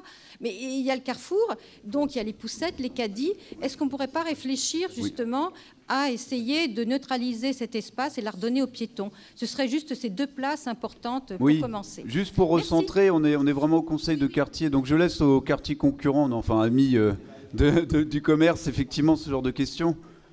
Au passage, moi je trouve que c'est agréable, la rue du Commerce piétonne aussi, mais il est vrai qu'il faut que la vie se déroule aussi. Donc, oui, bonsoir, je voulais intervenir. Madame devant, j'essaye de respecter un ordre de bienséance. Après vous, monsieur. Allez-y, essayez de faire court puisque... Oui, oui. Moi c'était par rapport au plan embellir votre quartier. Je prends un peu du recul par rapport à ce que vous avez présenté. J'ai vu qu'il y avait eu une réunion sur ce sujet en septembre 2021 où Madame Garcia, j'ai regardé la vidéoconférence qui était très intéressante. Ça a duré 1h40 avec les débats, c'était très bien. Et j'ai vu quand même qu'il y avait d'autres projets. Et j'ai vu aussi que, donc là, ce soir, malheureusement, on ne parle pas. Et j'avais vu aussi que sur le site de la mairie de Paris, on avait parlé d'un projet concernant la rue des Entrepreneurs. Et il n'en est plus du tout question, ça a été abandonné.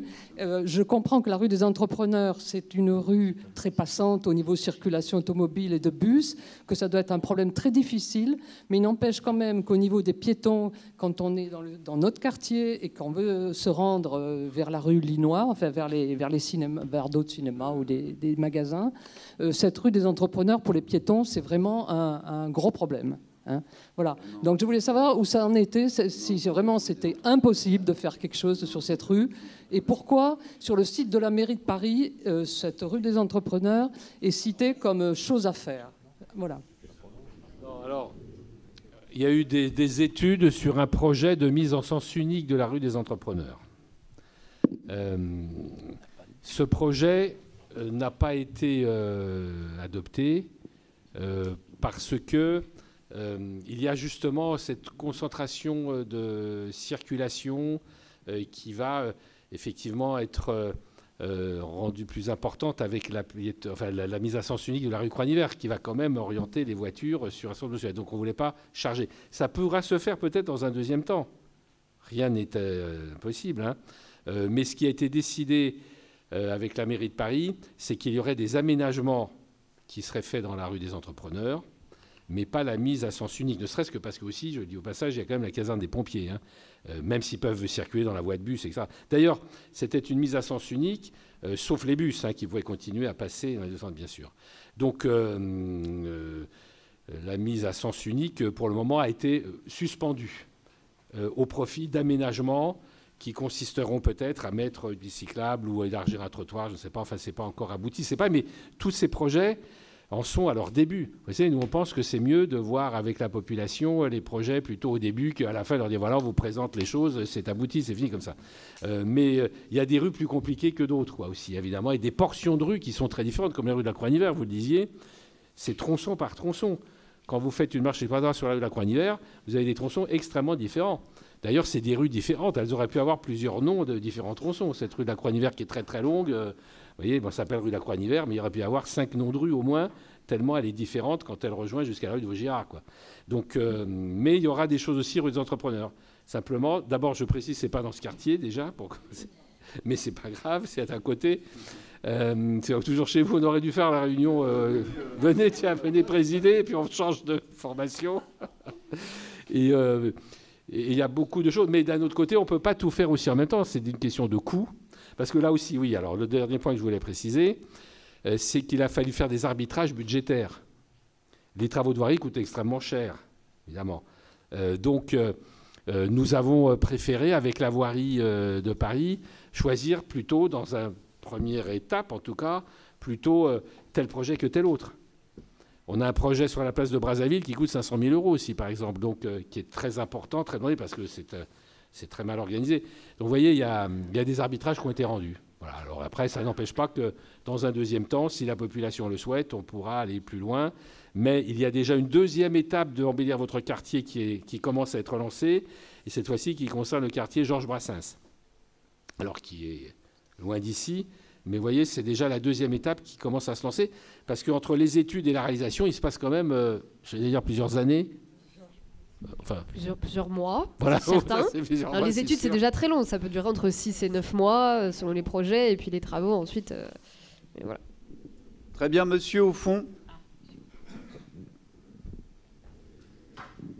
Bonsoir. Alors, je suis assez consterné par ce que j'entends ce soir, parce qu'on parle d'embellir la rue de la Croix-Nivert. Moi, j'aimerais bien qu'on désenlaidisse déjà la rue de Vaugirard, parce qu'il y a énormément d'endroits qui sont devenus extrêmement laids grâce aux opérations de la voirie, indépendamment du fait que la piste cyclable à double sens n'a aucun sens et qu'elle est dangereuse.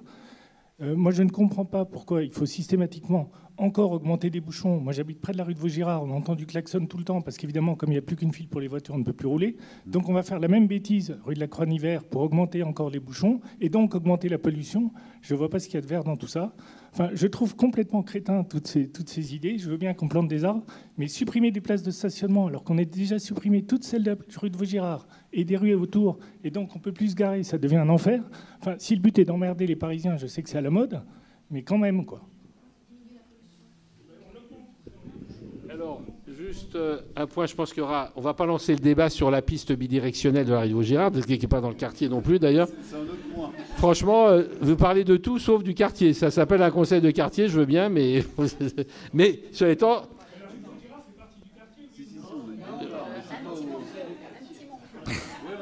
Un petit morceau.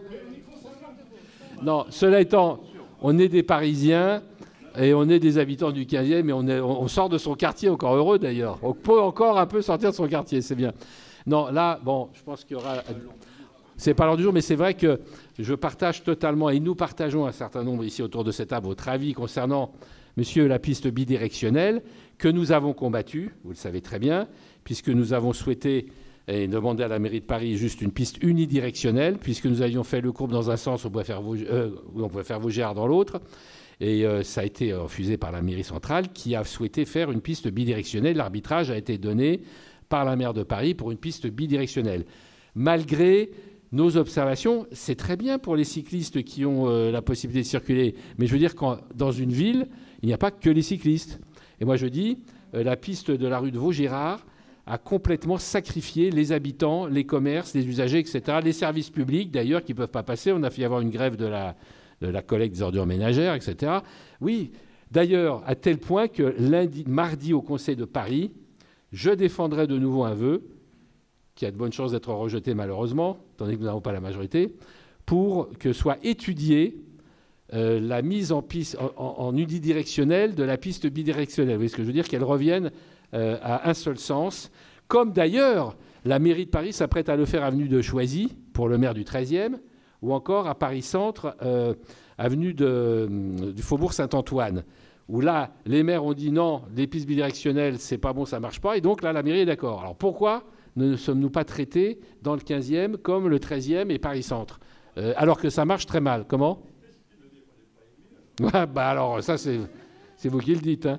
En tout cas, ça ne marche pas du tout. Il y a des embouteillages permanents, les gens se plaignent. Je mettrai d'ailleurs, j'amènerai 500 pétitions, enfin 4 ou 500 pétitions d'habitants de la rue qui veulent revenir, enfin qui veulent même parfois supprimer cette piste complètement, ou en tout cas qui veulent revenir à une piste unidirectionnelle. Parce que je pense que là aussi, on aurait pu faire, la vie est faite de compromis, un équilibre en tout cas, entre la nécessité de faire des pistes cyclables. Moi, je ne suis pas du tout défavorable, et l'usage du vélo se développe. Vous savez, quand j'ai été élu maire, il y avait 60% d'automobilistes dans le 15e. Maintenant, c'est plus que 40%, hein, donc ça baisse. Et donc, le vélo se développe. Donc, je ne suis pas du tout défavorable. Simplement, il faut tenir compte de tout un tas d'impératifs. Et là, cette rue ne s'y prêtait pas, c'est tout. Voilà, bon, voilà, ça, c'est mon point de vue et le point de vue d'un certain nombre d'élus de l'opposition, mais... Oui, il y a une question de modalité aussi. C'est pour ça que je pense qu'il est important de se mettre tout de suite au travail sur la rue de la Croix-Nivert pour éviter la manière dont s'est faite la Corona-Piste, c'est-à-dire elle porte le nom de la Corona-Piste, c'est-à-dire que c'est passé pendant les confinements. C'est-à-dire qu'il n'y a pas eu de travail comme le projet Embellir votre quartier, où pour le coup, là, on en discute, alors que le projet est pas, on ne le découvre pas en se réveillant un matin, en sortant de confinement. Ça me semble mieux engagé, en tout cas, pour que ça n'enlaidisse pas la rue, qui, d'ailleurs, la rue de la Croix-Nivert, à mon avis, nécessite quand même une certaine vivification. Il y a besoin d'un peu de vie, cette rue. C'est clair pour tout le monde, je pense. Oui, c'est difficile de l'en dire davantage, effectivement. Cher monsieur, oui. Et ensuite, derrière. Rebonsoir, monsieur Delisle. Je suis également de Violet Commerce, mais je pense qu'il y a... Mais vous êtes venu en bande, oui. Mais je n'aurais pas de questions. J'aurais pas de questions. Ça marche? Bah, c'est vrai que la rue de la Croix-Nivert vous concerne aussi. Mais en fait, je pense également que vous avez des gens de Violet Commerce et de d'autres quartiers qui sont présents ce soir, tout simplement parce qu'au regard de l'agenda des réunions, on voit embellir votre quartier. Je ne vais encore une fois pas entrer dans les détails des projets sur Violet Commerce, mais quand on regarde les plans de la municipalité sur embellir votre quartier, sur tous les grands axes de Violet Commerce, il y a des travaux prévus. Quand on regarde le plan vélo 2021-2026, sur tous nos grands axes, il y a des pistes cyclables prévues. Émile Zola. Alors d'ailleurs, je comprends maintenant que entrepreneur, c'est Violet Commerce. Il y a une piste cyclable qui est au plan vélo. Apparemment, ça n'est plus du tout le cas, en fait, quand on regarde le plan qui a été publié fin janvier. Pour le quartier ici Saint-Lambert, est-ce que ça veut dire qu'en conséquence que la piste cyclable qui était prévue sur rue Mademoiselle, c'est pareil, en fait, elle saute, alors qu'elle est au plan vélo 2021-2026 ? Donc, quand on voit le nombre de travaux prévus, on se dit, mais qu'est-ce que c'est que cette folie? En fait, le quartier va être complètement saccagé. Et merci beaucoup, madame, et vous n'êtes absolument pour rien. Merci beaucoup d'être venu ce soir pour représenter les services techniques de la ville. Et donc, on vient nous présenter voilà, une présentation. Voilà, on sait, on savait déjà, hein, d'ailleurs, la rue la Croix-Nivert va être faite. Et il y a un besoin, il n'y a pas de problème par rapport à ça. Mais aucun calendrier sur la concertation, aucun calendrier sur quand ces travaux sont prévus, alors qu'il y a un nombre incalculable, quand on regarde le plan, de rues qui sont prévues pour d'être refaites d'ici à, alors, je sais pas, 2024, 2026. Je crois qu'il y a des Jeux Olympiques qui arrivent dans 2 ans. Il n'y a aucun travaux qui a démarré. Donc, si vous voulez, on a besoin de visibilité. Alors soit venez nous faire des présentations, mais donnez-nous des informations concrètes sur des dates. Voilà. Mais si c'est du blabla, arrêtons tout. C'est pas la peine. Voilà. Alors, il me semble que le projet Embellir votre quartier est justement une manière aussi de rassembler tous les travaux au même moment pour éviter trop de nuisances. Mais je ne vais pas m'en faire le défenseur forcément, parce que je suis de votre côté pour poser les questions. Donc, Madame Garcia, peut-être... Oui, c'est exactement ça. Le principe... Oui, donc le principe de cette démarche Embellir votre quartier, c'est que les travaux soient concentrés. Donc ça fait un peu de nuisance sur une période donnée, mais qui est assez restreinte. Et puis ensuite, on ne revient plus toucher au quartier pendant plusieurs années. C'est ça l'idée. C'est pour ça qu'il y a en effet beaucoup de travaux et on transforme réellement un quartier. Et puis après, on n'y revient plus pour s'attaquer à d'autres quartiers. Prochain sera Georges Brassens, qui est un peu plus loin. Au niveau du calendrier... voilà, les travaux, ils vont s'étendre sur une année globalement, pas beaucoup plus. Bon, alors, sur la rue de la Croix-Niver, qui est un gros projet, ça sera sûrement un petit peu détendu, ou en tout cas, parce que les études prennent aussi beaucoup de temps. Voilà, comme je disais, on a des études qui prennent entre 6, 9, 10 mois selon les projets, selon l'étendue du projet. Il faut qu'on fasse des préétudes, des faisabilités, des études des sous-sols. On fait de la conception, d'abord une esquisse, puis un avant-projet, puis un projet. C'est des choses qui prennent du temps. On dessine, on fait des instructions techniques, où on concerte tous les services de la ville. On va déposer des permis d'aménager. Donc ça en lui-même, c'est un temps incompressible de 4 mois d'instruction. Voilà, toutes ces choses font que rien que les études, ça prend un petit peu de temps. C'est pour ça que les travaux ne sont pas encore commencés. On est encore dans une phase d'étude sur tous les projets, la quinzaine de projets qu'il y a quand même dans le quartier, enfin dans les 3 conseils de quartier, en tout cas. Après ça, on va avoir des travaux. On a des travaux qui sont prévus pour commencer à la fin de cette année, les premiers, les travaux les plus simples, et qui s'étendront entre la fin de cette année, le début 2023 et voilà, et jusqu'au deuxième semestre 2023 a priori. Alors j'ai plus le calendrier sous les yeux, je vois que monsieur le maire là. Voilà, pour l'instant c'est ce qui est prévu. Ça s'étendra sur une année globalement. D'autres questions, s'il vous plaît. On va prendre quelques questions, ensuite on va passer au PLU. Monsieur, madame aussi au deuxième rang, vous vouliez prendre la parole? Allez-y. Non, monsieur d'abord et après, il a le micro. Désolé. Oui, bonjour. Donc, une fois que les travaux sont finis, quelle garantie on a que ce sera pérenne? C'est dans le sens qu'on ne va pas rouvrir des chaussées, non pas pour modifier, parce que là, c'est des travaux de modification, mais que ce soit pérenne, qu'il n'y ait pas une ouverture de chaussée. Parce qu'un des plus gros, enfin, un souci important, c'est la multiplicité des travaux sans modification, mais juste dépannage, aménagement. On voit qu'on a le terminal de bus, l'électrification du terminal de bus aujourd'hui qui doit générer, à mon avis, beaucoup de travaux d'amener des lignes électriques de forte intensité. Comment on peut garantir que dans l'avenir, une fois que c'est fini, et que s'il y a des modifications ou des interventions à faire, on n'est pas obligé de réouvrir systématiquement tous les trottoirs pour faire une réparation, par exemple? Oui. Alors, d'une part, bon, c'est aussi nous qui autorisons les travaux et on est en concertation avec les concessionnaires, par exemple, qui peuvent parfois ouvrir pour des interventions sur les réseaux, qui sont en train d'être faits cette année. Il y a beaucoup de travaux des concessionnaires qui ont été programmés en amont de nos travaux cette année. Ensuite, nos travaux d'aménagement. Et puis, il y aura un genre de gel sur les travaux. Voilà, c'est une coordination qu'on fait tout ensemble. On ne peut pas garantir qu'il n'y aura pas d'ouverture en cas d'urgence. Parce que ça, voilà, s'il y a une urgence sur un réseau, il faudra forcément ouvrir. Mais tous les aménagements, il n'y en aura plus. Et les travaux qui ne sont pas urgents ont été faits en amont. Oui, c'est ça.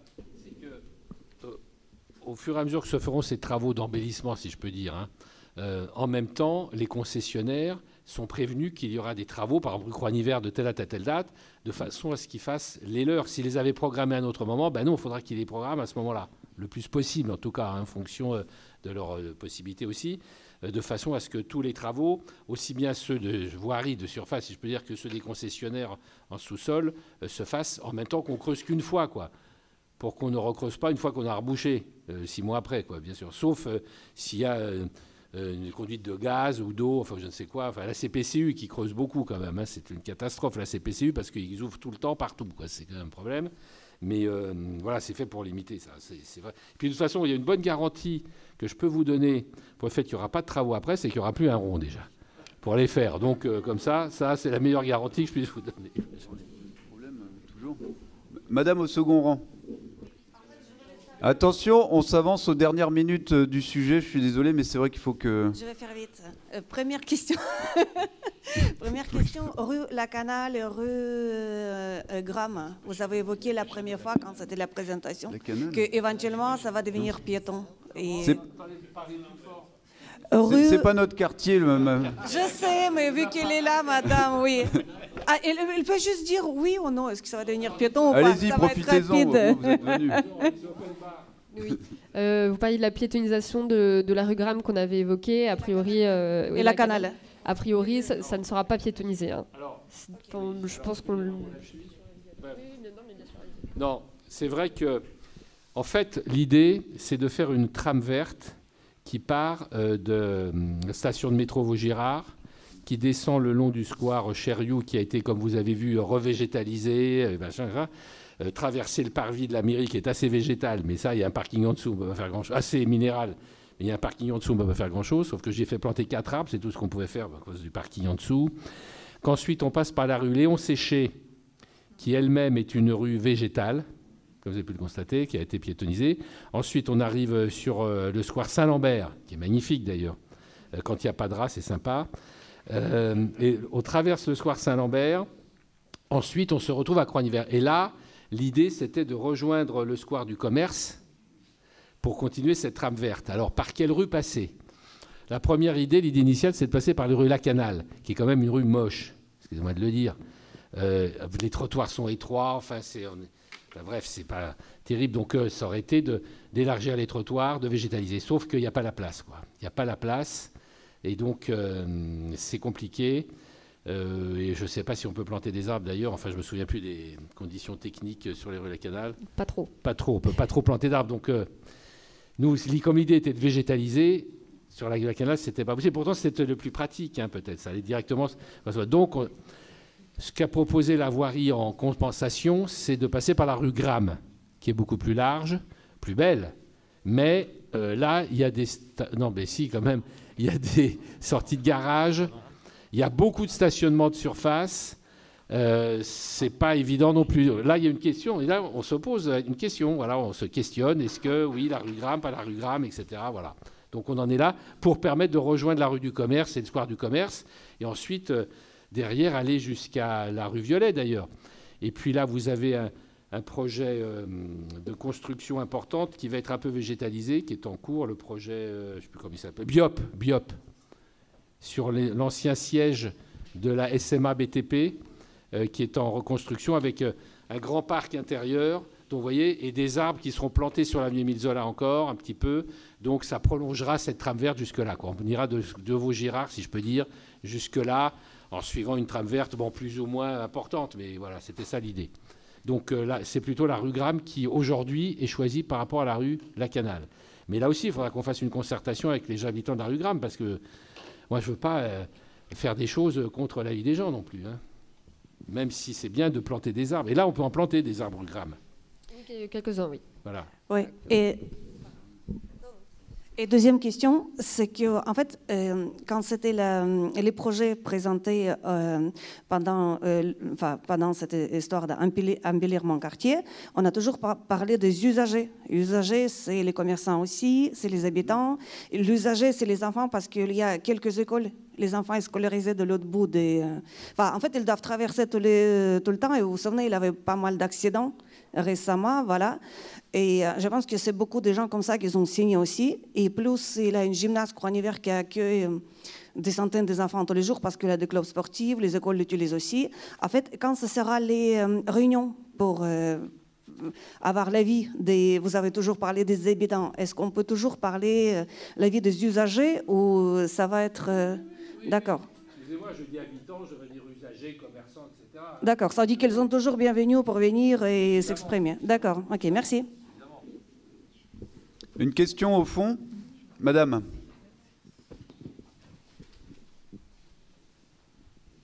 Oui, c'était simplement pour rebondir sur la rue Lacanal, parce que c'est vrai que c'est le chemin le plus direct, elle est large, il n'y a que 2 parkings, 2 garages, c'est tout, hein. Donc, et puis si on ne peut pas planter des arbres, on peut mettre la végétalisation, on n'est pas obligé de mettre des arbres si on ne peut pas, mais c'est vrai que c'est celle qui s'imposait, qui était la plus directe, hein, quand même. Elle est, voilà. Tandis que la rue Gramme, elle est très très longue, et pour le coup, là, vous supprimez pas mal de stationnements, hein, là. Et franchement, comme elle est moche, celle-là, on pouvait mettre tout ce qu'on voulait comme moto, ce qu'il y a actuellement, hein, d'ailleurs. Il n'y a que des motos et des voitures. Donc, on aurait pu justement équilibrer et garder la rue Lacanal. Mais bon, si ce n'est pas décidé, on a un espoir qu'il y a encore une Moi, c'était ma proposition initiale, mais la voirie me dit qu'il n'y a pas de faisabilité. Moi, je ne suis pas ingénieur pour des chaussées, hein, non plus. Donc, On se fie au service, enfin, aux avis de la voirie. Hein. Oui, la faisabilité. Non, mais j'ai fait le même raisonnement que vous, évidemment. C'est le bon sens. Bah oui, mais on m'a dit que ce n'était pas possible. Donc, alors, si ce n'est pas possible, on va où? Rue Gramme. Mais ce n'est pas encore complètement... Oui, non, il faut réfléchir. Et la deuxième chose, c'est une petite remarque. Pourquoi la rue La Croix-Niver, ça s'arrête à Javel? Et pourquoi ça ne va pas jusqu'à la rue de Vaugirard? Parce que, bon, c'est peut-être pas le même quartier. Mais comme vous dites que ça ne bougera pas pendant plusieurs années, est-ce qu'on ne pourrait pas aller jusqu'au bout, quoi, quitte à faire la rue de la Croix-Niver, qu'on la fasse jusqu'à Vaugirard? Voilà, c'était simplement une question. Pourquoi ça s'est arrêté là, à Convention? Merci. C'était une question de quartier aussi. Déjà, on a déjà prolongé jusqu'à la place Cambronne, alors que le quartier s'arrête à la rue Fondary, aux limites du quartier. Donc, c'est pas aussi le même coût de faire 2,5 km, alors qu'on a déjà 1,2 km, je crois, sur cette rue. C'est déjà beaucoup. On peut pas tout faire d'un coup. Voilà. Puis c'est des choix qui ont été faits. Bon, le but est de concentrer les travaux quand même, pour qu'on ait finalement que c'est le moins de nuisances possible. Donc bon. Oui, dans un quartier qui était celui-là. Ça me semblait être une question justifiée quand même. Mais... Tout ça, c'est pris dans votre poche quand même. Ah oui. Merci de le rappeler, monsieur le maire. Donc là, je sais pas, on a combien, 5 ou 6 millions, quelque chose comme ça.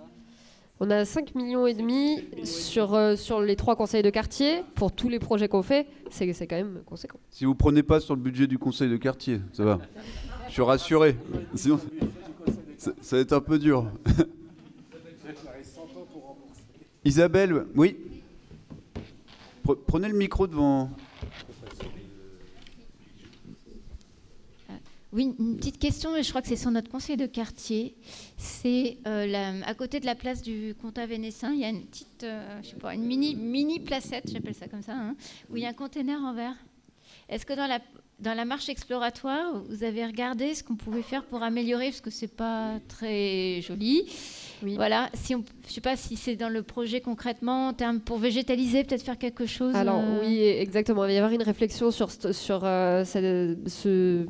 petit bout, et puis éventuellement d'étendre un petit peu, de créer une autre petite placette avec un bout de voirie qui pourrait être transformé en trottoir finalement, qui n'est pas forcément utile si on change les sens de circulation. Il va y avoir une réflexion sur cet endroit-là pour végétaliser un petit peu.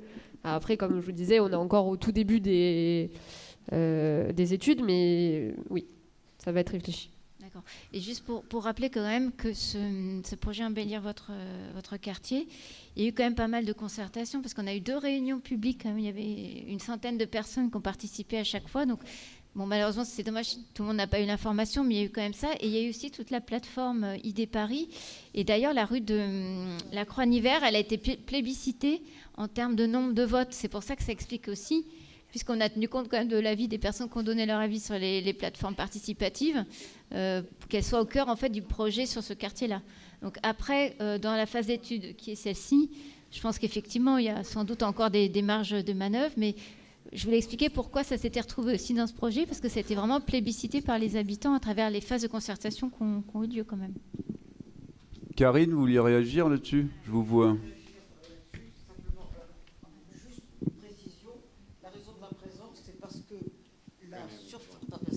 La surface du violet commerce est inclus tout le côté gauche de la rue de la Croix-Niver. Oui. De l'autre côté de la rue, c'est M. Vivien qui est en charge, si on peut dire, de cette rue de Croix-Niver.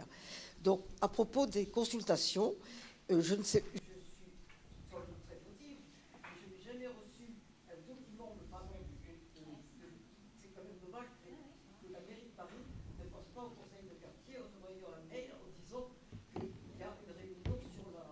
de la Croix-Niver. D'autre part, c'est tout à fait exceptionnel. Je fais une marche exploratoire qui n'a pas le sens de végétalisation samedi. J'ai une personne de la mairie de Paris qui a demandé à être invitée. C'est avec plaisir que nous la rencontrons. Et c'est la première fois que j'ai quelqu'un, tout d'un coup, qui vient voir ce qui se passe pour la rue du commerce. Donc, il sera fait samedi une promenade exhaustive de tous les points qui sont à reprendre et qui, même si c'est pris sur notre poche, c'est tellement dangereux à par endroits que ce n'est pas du tout le point de vue de la végétalisation que nous allons soulever. Sur la Croix-Nivert, vous faites cette marche? Non, nous faisons la marche sur toute la rue du Commerce. Ah, sur rue du Commerce, pardon. Oui, Oui, et la okay. partie, si vous voulez, Croix-Nivert, de gauche, est totalement dans la région Violet-Commerce. Oui, oui, exact. Et c'est la raison pour laquelle de ma présence ce soir. Bon, en tout cas, je confirme, oui, moi, j'ai pas reçu, en tout cas de manière directe, de sollicitations pour ces réunions publiques. Ouais, voilà. Ça me fait plaisir parce que ça aurait pu m'échapper. Bah, on va passer du coup au PLU, si vous le voulez bien, puisqu'il nous reste vraiment que... Pour tout vous dire, il nous reste 20 minutes. Pour 20 minutes. Il nous reste le PLU. Allez-y, madame, et puis... Oui, en vitesse, parce que j'avais demandé la parole depuis un bon moment. J'ai vu dans le reste dans le projet Embellir votre quartier qu'il y avait des plantations d'arbres prévues rue Lecoq. Vous avez parlé du terminal des bus, là, et je voulais savoir quand est-ce que c'était programmé et comment c'était programmé par rapport aux travaux qui vont se faire pour électrifier ce terminal de bus. Alors, c'est un projet qui est encore en étude. Toutes les plantations, on va essayer autant que possible de les faire l'hiver prochain. Vous savez, là où on peut planter des arbres, on les plante entre novembre et mars. Donc voilà, c'est des travaux qui arriveront à la fin d'année ou début d'année prochaine. En ce qui concerne les travaux qu'il y a sur le centre-bus, c'est des travaux qui impactent très très peu la voirie. C'est beaucoup à l'intérieur. Donc il n'y a pas beaucoup d'interaction il y aura pas beaucoup d'interaction entre nos travaux et les travaux du centre-bus. Voilà. Très bien, merci. On va passer au PLU.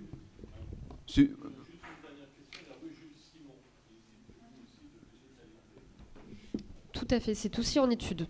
Voilà, tous les projets qu'on vous a présentés la dernière fois sont encore en étude en fait. Voilà, ça prend un petit peu de temps et on regarde où est-ce qu'on peut planter les arbres, comment, etc. Donc, je peux répondre sur la rue Lecoq et sur la rue Jules Simon. Sur la rue Charles Lecoq, donc il y a 150 000 € qui sont prévus pour plantation sur stationnement. Et donc les travaux se feront en avril 23. D'avril à juillet 23.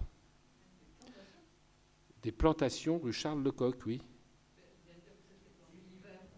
Je vous dis, moi, je vois... Et alors Pardon, oui, c'est vrai que j'ai pas tout le calendrier en tête. Moi, j'ai le calendrier. Alors, c'est vrai que ça va être intéressant parce que dans cet entrepôt de bus, au lieu que ce soit des bus à l'essence, ce sera des bus électriques. Donc, moins de pollution pour la population, puisque les bus seront tous, la totalité sera électrique. C'est la raison pour laquelle il y a des travaux à l'intérieur, parce qu'il faut effectivement changer beaucoup de choses. Voilà. Donc on a fait plusieurs réunions avec la RATP.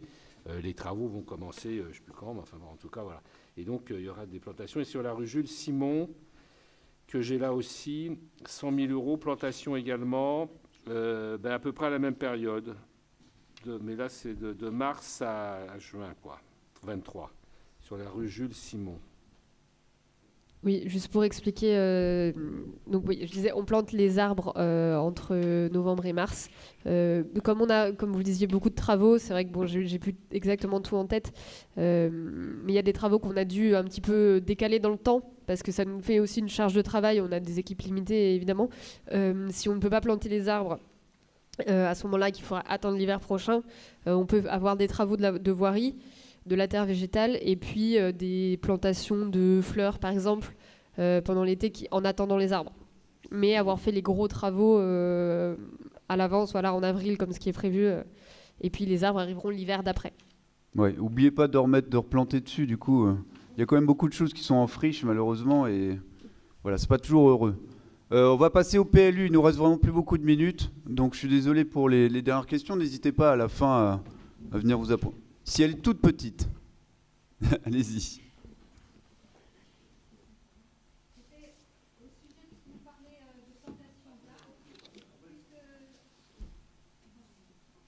Vous vous parlez de plantation d'arbres, c'était simplement une question à l'angle de la rue Croix-Niver et Le Courbe. Il y a une très belle petite placette maintenant et vous avez planté un arbre.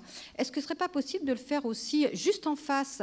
Parce qu'en face, vous avez une espèce de parterre à petites fleurs. Mais le problème, c'est qu'on est très à l'étroit au carrefour. Il y a 2 carrefours, là. Il y a la piste cyclable. Est-ce qu'on ne pourrait pas planter un arbre, par exemple, et donner un peu plus de place aux piétons? Parce que vous avez les poussettes, les fauteuils roulants, toujours pareil, et qui sont sur un espace très, très réduit. Voilà, donc ça serait l'harmonie avec l'arbre que vous avez planté en face. Écoutez, on va le noter pour le conseil de quartier, puisqu'on peut en discuter sur notre enveloppe budgétaire. Voilà. Sans se mettre en déficit majeur. C'est faisable, c'est noté. Merci. On va passer au PLU. Merci Maël Garcia donc, d'être venu présenter ce sujet. Merci Monsieur le maire aussi de nous avoir rejoints et discuter de tous ces sujets. Alors le PLU, c'est un sujet très important, très important. Il y a quelques pépites, je trouve, à titre personnel dans ce domaine. Le conseil de quartier va plancher dessus. Probablement la semaine prochaine, enfin on va prendre rendez-vous ensemble pour faire une proposition commune. J'ai plus les termes techniques, mais enfin on va faire une fiche commune, sachant que tout le monde peut aussi à titre individuel répondre à ce PLU et à discuter chaque point précisément. Donc tout le monde, nous on peut le faire au titre du conseil de quartier, mais aussi de manière individuelle. Merci Mathieu Luineau, donc l'adjoint au maire chargé de la démocratie participative et du budget participatif. Bien, bonsoir à tous. Quelques mots donc, pour vous présenter cette concertation sur le plan local d'urbanisme qui entre en ce moment dans sa deuxième phase, puisque j'avais déjà eu l'occasion de venir en parler dans votre conseil de quartier l'année dernière pour tout ce qui touche à la concertation autour du diagnostic du plan local d'urbanisme qu'on a fait ensemble l'année dernière et dont vous pouvez retrouver le compte-rendu qui a été... la synthèse qui a été réalisée par la ville sur le site de la mairie de Paris. Aujourd'hui, nous entrons dans la phase 2 qui concerne le plan d'aménagement et de développement durable. Alors, le plan d'aménagement et de développement durable, c'est un document important puisque c'est le document politique cadre qui est là pour donner les grandes orientations de la ville de Paris en matière de choix urbanistique, de développement économique notamment pour... son plan local d'urbanisme, et donc c'est ce qui va dicter les règles concrètes qui seront appliquées au règlement du plan local d'urbanisme pour les 10-15 prochaines années à venir. Donc ce PADD, c'est donc un document qui est assez important pour la ville de Paris, et c'est pour ça qu'on vous encourage un maximum de participer à cette concertation, et elle s'oriente autour de 9 orientations qui ont été arrêtées par la ville de Paris et dont on va discuter dans quelques minutes.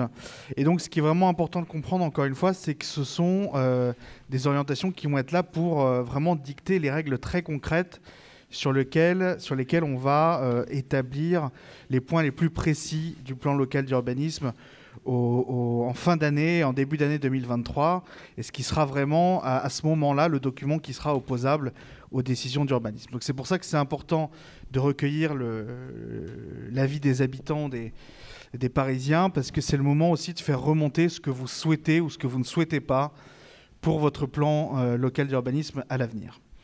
Si on regarde d'abord dans un premier temps quel type de dispositif on vous propose pour participer à cette concertation. D'abord, pour rappel, dans un premier temps, en fin d'année dernière, on vous avait proposé de nous faire remonter des sites que vous souhaiteriez voir protégés au titre à la fois de du patrimoine historique qu'ils représentent, quand il s'agit de bâtiments par exemple, mais aussi d'espaces verts, quand il y avait des espaces verts qui n'étaient peut-être pas protégés à l'époque dans le PLU actuel et que vous auriez souhaité voir protégés dans le PLU futur, qui, je le rappelle, sera voté d'ici à la mi-2023.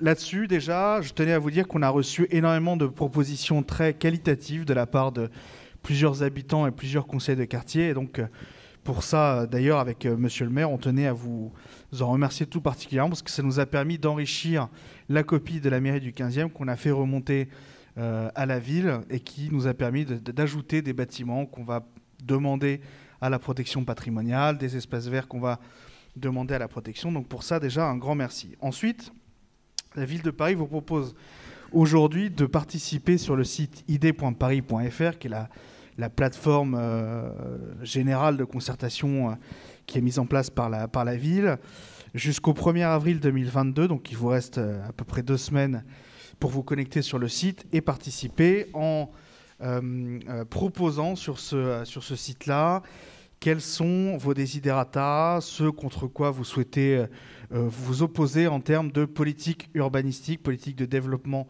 urbain et territorial pour le prochain plan local d'urbanisme. Donc c'est l'occasion de faire remonter vos envies, ce que vous ne souhaitez pas voir à l'avenir. Donc par exemple, si vous vous opposez à la densification, à la construction de tours, c'est le moment, c'est l'endroit où vous pouvez notamment le mentionner, hein, en plus des autres cadres qui existent. Je pense qu'on a organisé en mairie une réunion sur la Tour Triangle, par exemple, dernièrement.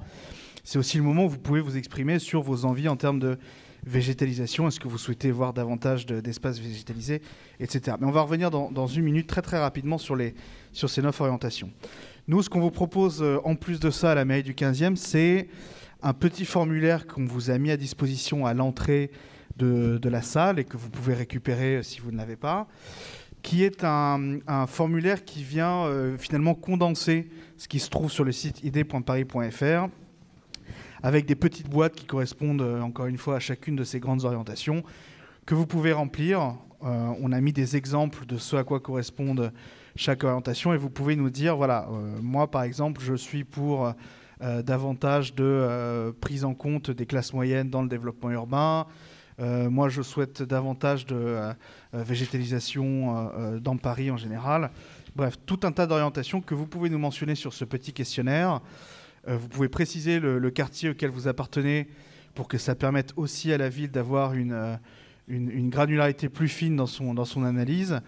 Et vous pouvez soit nous la donner d'ailleurs à la sortie de cette salle, si vous l'avez déjà remplie, soit vous pouvez nous l'apporter en mairie d'arrondissement, ou vous pouvez aussi nous faire partager vos observations sur l'adresse qui se trouve sur la diapositive, mairie15@paris.fr.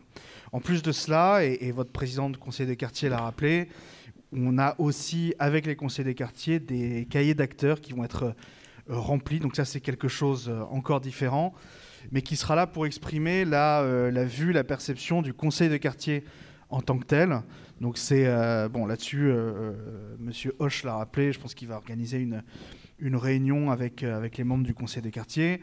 Mais tout ça pour vous dire que chacun, à son niveau, a la possibilité d'organiser, enfin de participer à cette remontée d'informations sur ces grandes orientations, que vous soyez membre titulaire du conseil de quartier ou simple habitant du quartier. On vous encourage encore une fois vivement à le faire. Si on passe quelques instants pour regarder les 9 orientations qui sont proposées, comme vous pouvez le voir, c'est assez complet et ça ne concerne pas juste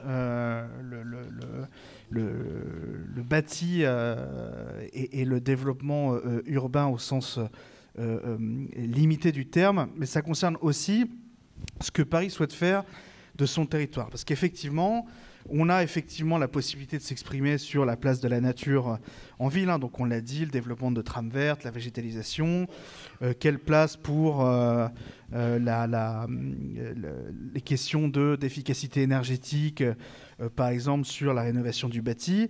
Mais il y a aussi des enjeux qui sont liés à la place du développement économique dans Paris. Par exemple, aujourd'hui, vous avez des zones urbaines qui ne peuvent pas faire l'objet d'installations d'activités commerciales. C'est aussi quelque chose qui peut remonter dans vos observations si vous considérez par exemple que tel quartier devrait accueillir davantage d'activités commerciales que d'autres. Donc tout ça pour vous dire qu'il y a la possibilité de s'exprimer sur un panel assez large d'éléments. Quelle est la place par exemple que vous souhaitez voir pour Paris en tant que ville productive? Donc quelle place on doit donner à l'agriculture urbaine, à la place de l'artisanat et des commerces? Est-ce que Paris doit davantage évoluer vers une ville connectée, donc, mais aussi qu'est-ce qu'on souhaite en termes de développement de logement? Donc, est-ce qu'on souhaite davantage de mixité? Est-ce qu'on veut privilégier le qualitatif? Quelle place donner au développement des classes moyennes dans la ville? Quel est le lien à faire entre Paris et les métropoles avoisinantes? Bref, Il y a tout un tas de sujets sur lesquels vous êtes amené à émettre des observations, et vous pouvez aussi bien vous exprimer sur d'autres problèmes qui ne sont pas forcément mentionnés dans ces 9 orientations. Vous avez une catégorie autre, où encore une fois, vous êtes libre de vous exprimer sur d'autres choses. Tout ça sera analysé par les services de la ville. Vous nous enverrez via ces petits formulaires. On va le faire remonter également à la ville de Paris. L'objectif, c'est que la ville, ensuite, avec les services, fasse une synthèse, comme elle l'a faite pour le diagnostic territorial. Une synthèse sera faite. Elle sera mise à disposition des Parisiens au niveau aussi des arrondissements. Et puis, on pourra en discuter dans un autre conseil de quartier le moment venu, si c'est quelque chose qui vous intéresse. Donc voilà ce que je souhaitais vous présenter dans les grandes lignes comme dispositif de concertation sur cette phase 2, donc cette phase dédiée au plan d'aménagement et de développement durable. Encore une fois, ce qui est important de bien voir, c'est que ce sont des orientations politiques pour la ville qui vont ensuite dicter ce qui sera retranscrit de manière plus précise et opposable d'un point de vue juridique dans le plan local d'urbanisme en fin d'année, en début d'année 2023. Peut-être juste un dernier mot pour vous dire qu'il y a encore des réunions qui sont organisées par la ville de Paris de formation en quelque sorte sur certains des enjeux du PLU, avec une dernière date qui sera donc la semaine prochaine, où vous avez des séminaires sur ce que valorise la ville de Paris et comment est-ce que la ville doit gérer ses différentes identités urbaines. Et pour ça, vous avez la possibilité de vous inscrire à un atelier public, soit en présentiel, soit en distanciel. Donc les dates sont affichées ici sur la diapositive. C'est donc 22 mars et 24 mars. Vous pouvez retrouver tout ça sur le site de la ville de Paris qui est dédié au plan local d'urbanisme, puisque la ville a mis en place un site où vous retrouvez toutes les informations sur les différentes réunions de formation qui sont organisées. On en a organisé une il y a un mois environ avec les présidents de tous les conseils de quartier pour justement les encourager à organiser le type de concertation qui va vous être proposé dans ce conseil de quartier. Voilà ce que je souhaitais vous dire. Je ne sais pas si vous avez des questions. En tout cas, elles sont les bienvenues. Et n'hésitez pas, encore une fois, à récupérer ce petit questionnaire et à le remplir dès maintenant pour ceux qui le souhaitent. Oui, j'aimerais compléter 2 points. Un,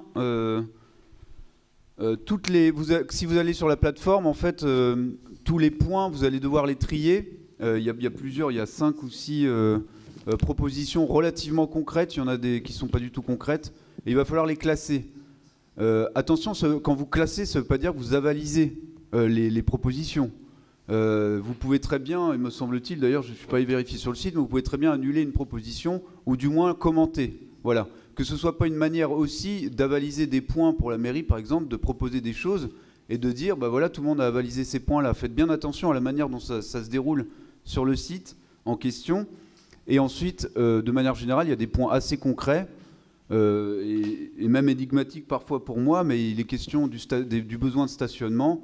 En fait, ce sont des idées assez générales qui vont avoir un impact immédiat dans nos vies et même très concret sur tous les plans ensuite qui vont en découler.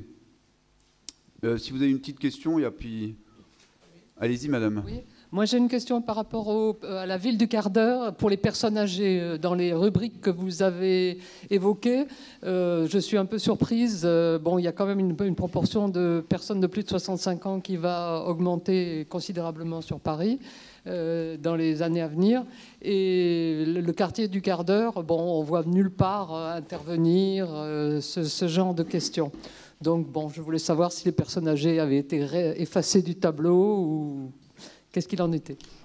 Alors, je ne suis pas sûr de très bien comprendre votre question, parce que la ville du quart d'heure, effectivement, fait partie des orientations sur lesquelles vous pouvez vous exprimer dans le cadre de cette concertation, avec ses différentes composantes. Effectivement, la place des personnes âgées dans le développement territorial et urbain fait tout à fait partie des sujets sur lesquels vous êtes invité à vous exprimer. Il n'y a pas... je dirais, une orientation qui s'intitule la place des personnes âgées dans la ville à proprement parler, mais comme vous le voyez ici à l'écran sans doute, vous avez donc l'item quartier du quart d'heure. C'est sans doute la case la plus appropriée pour effectivement exprimer, apposer vos observations, vos envies, vos besoins en matière de la place qui est accordée aux personnes âgées dans le futur plan local d'urbanisme. Donc effectivement, c'est quelque chose sur lequel non seulement vous pouvez, mais on vous encourage évidemment à vous exprimer sur la place des personnes âgées dans la ville. J'aime bien l'expression de quartier du quart d'heure. Nous, au quartier Saint-Lambert, je pense que tout est à un quart d'heure, voire à 5 minutes même. D'ailleurs, pour beaucoup, on habite à Paris parce que, parce que tout est à disposition. Je crois que dans le quartier vraiment Saint-Lambert, il n'y a pas grand-chose de... Il n'y a pas d'avenue déserte où il faut marcher pendant 20 minutes pour arriver à quelque part. Très bien. Nous levons la séance, si vous le voulez bien. Merci à tous. Ah, peut-être une dernière question ?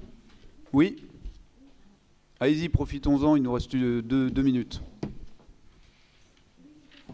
On avait dit qu'on parlerait de questions diverses à la fin. Donc, si on peut poser des questions diverses... Non. Non, c'était juste une... si vous avez une question, allez-y. Mais... Oui, c'était juste une question, simplement, concernant, par exemple, le Square Saint-Lambert.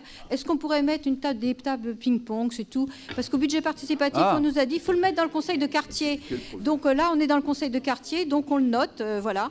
Il y a une table de ping-pong, vous savez, il y a 2 tables en bas, et il y a un espace qui est au-dessus. Est-ce qu'on ne pourrait pas mettre une table de ping-pong supplémentaire?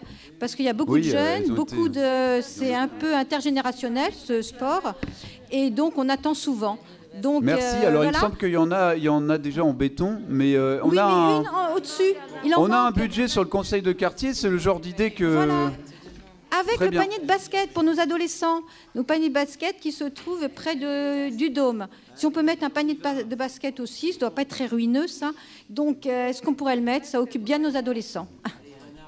Merci. Ping-pong et panier de basket. Voilà. C'est noté. Merci. Merci. On lève la séance. Oui.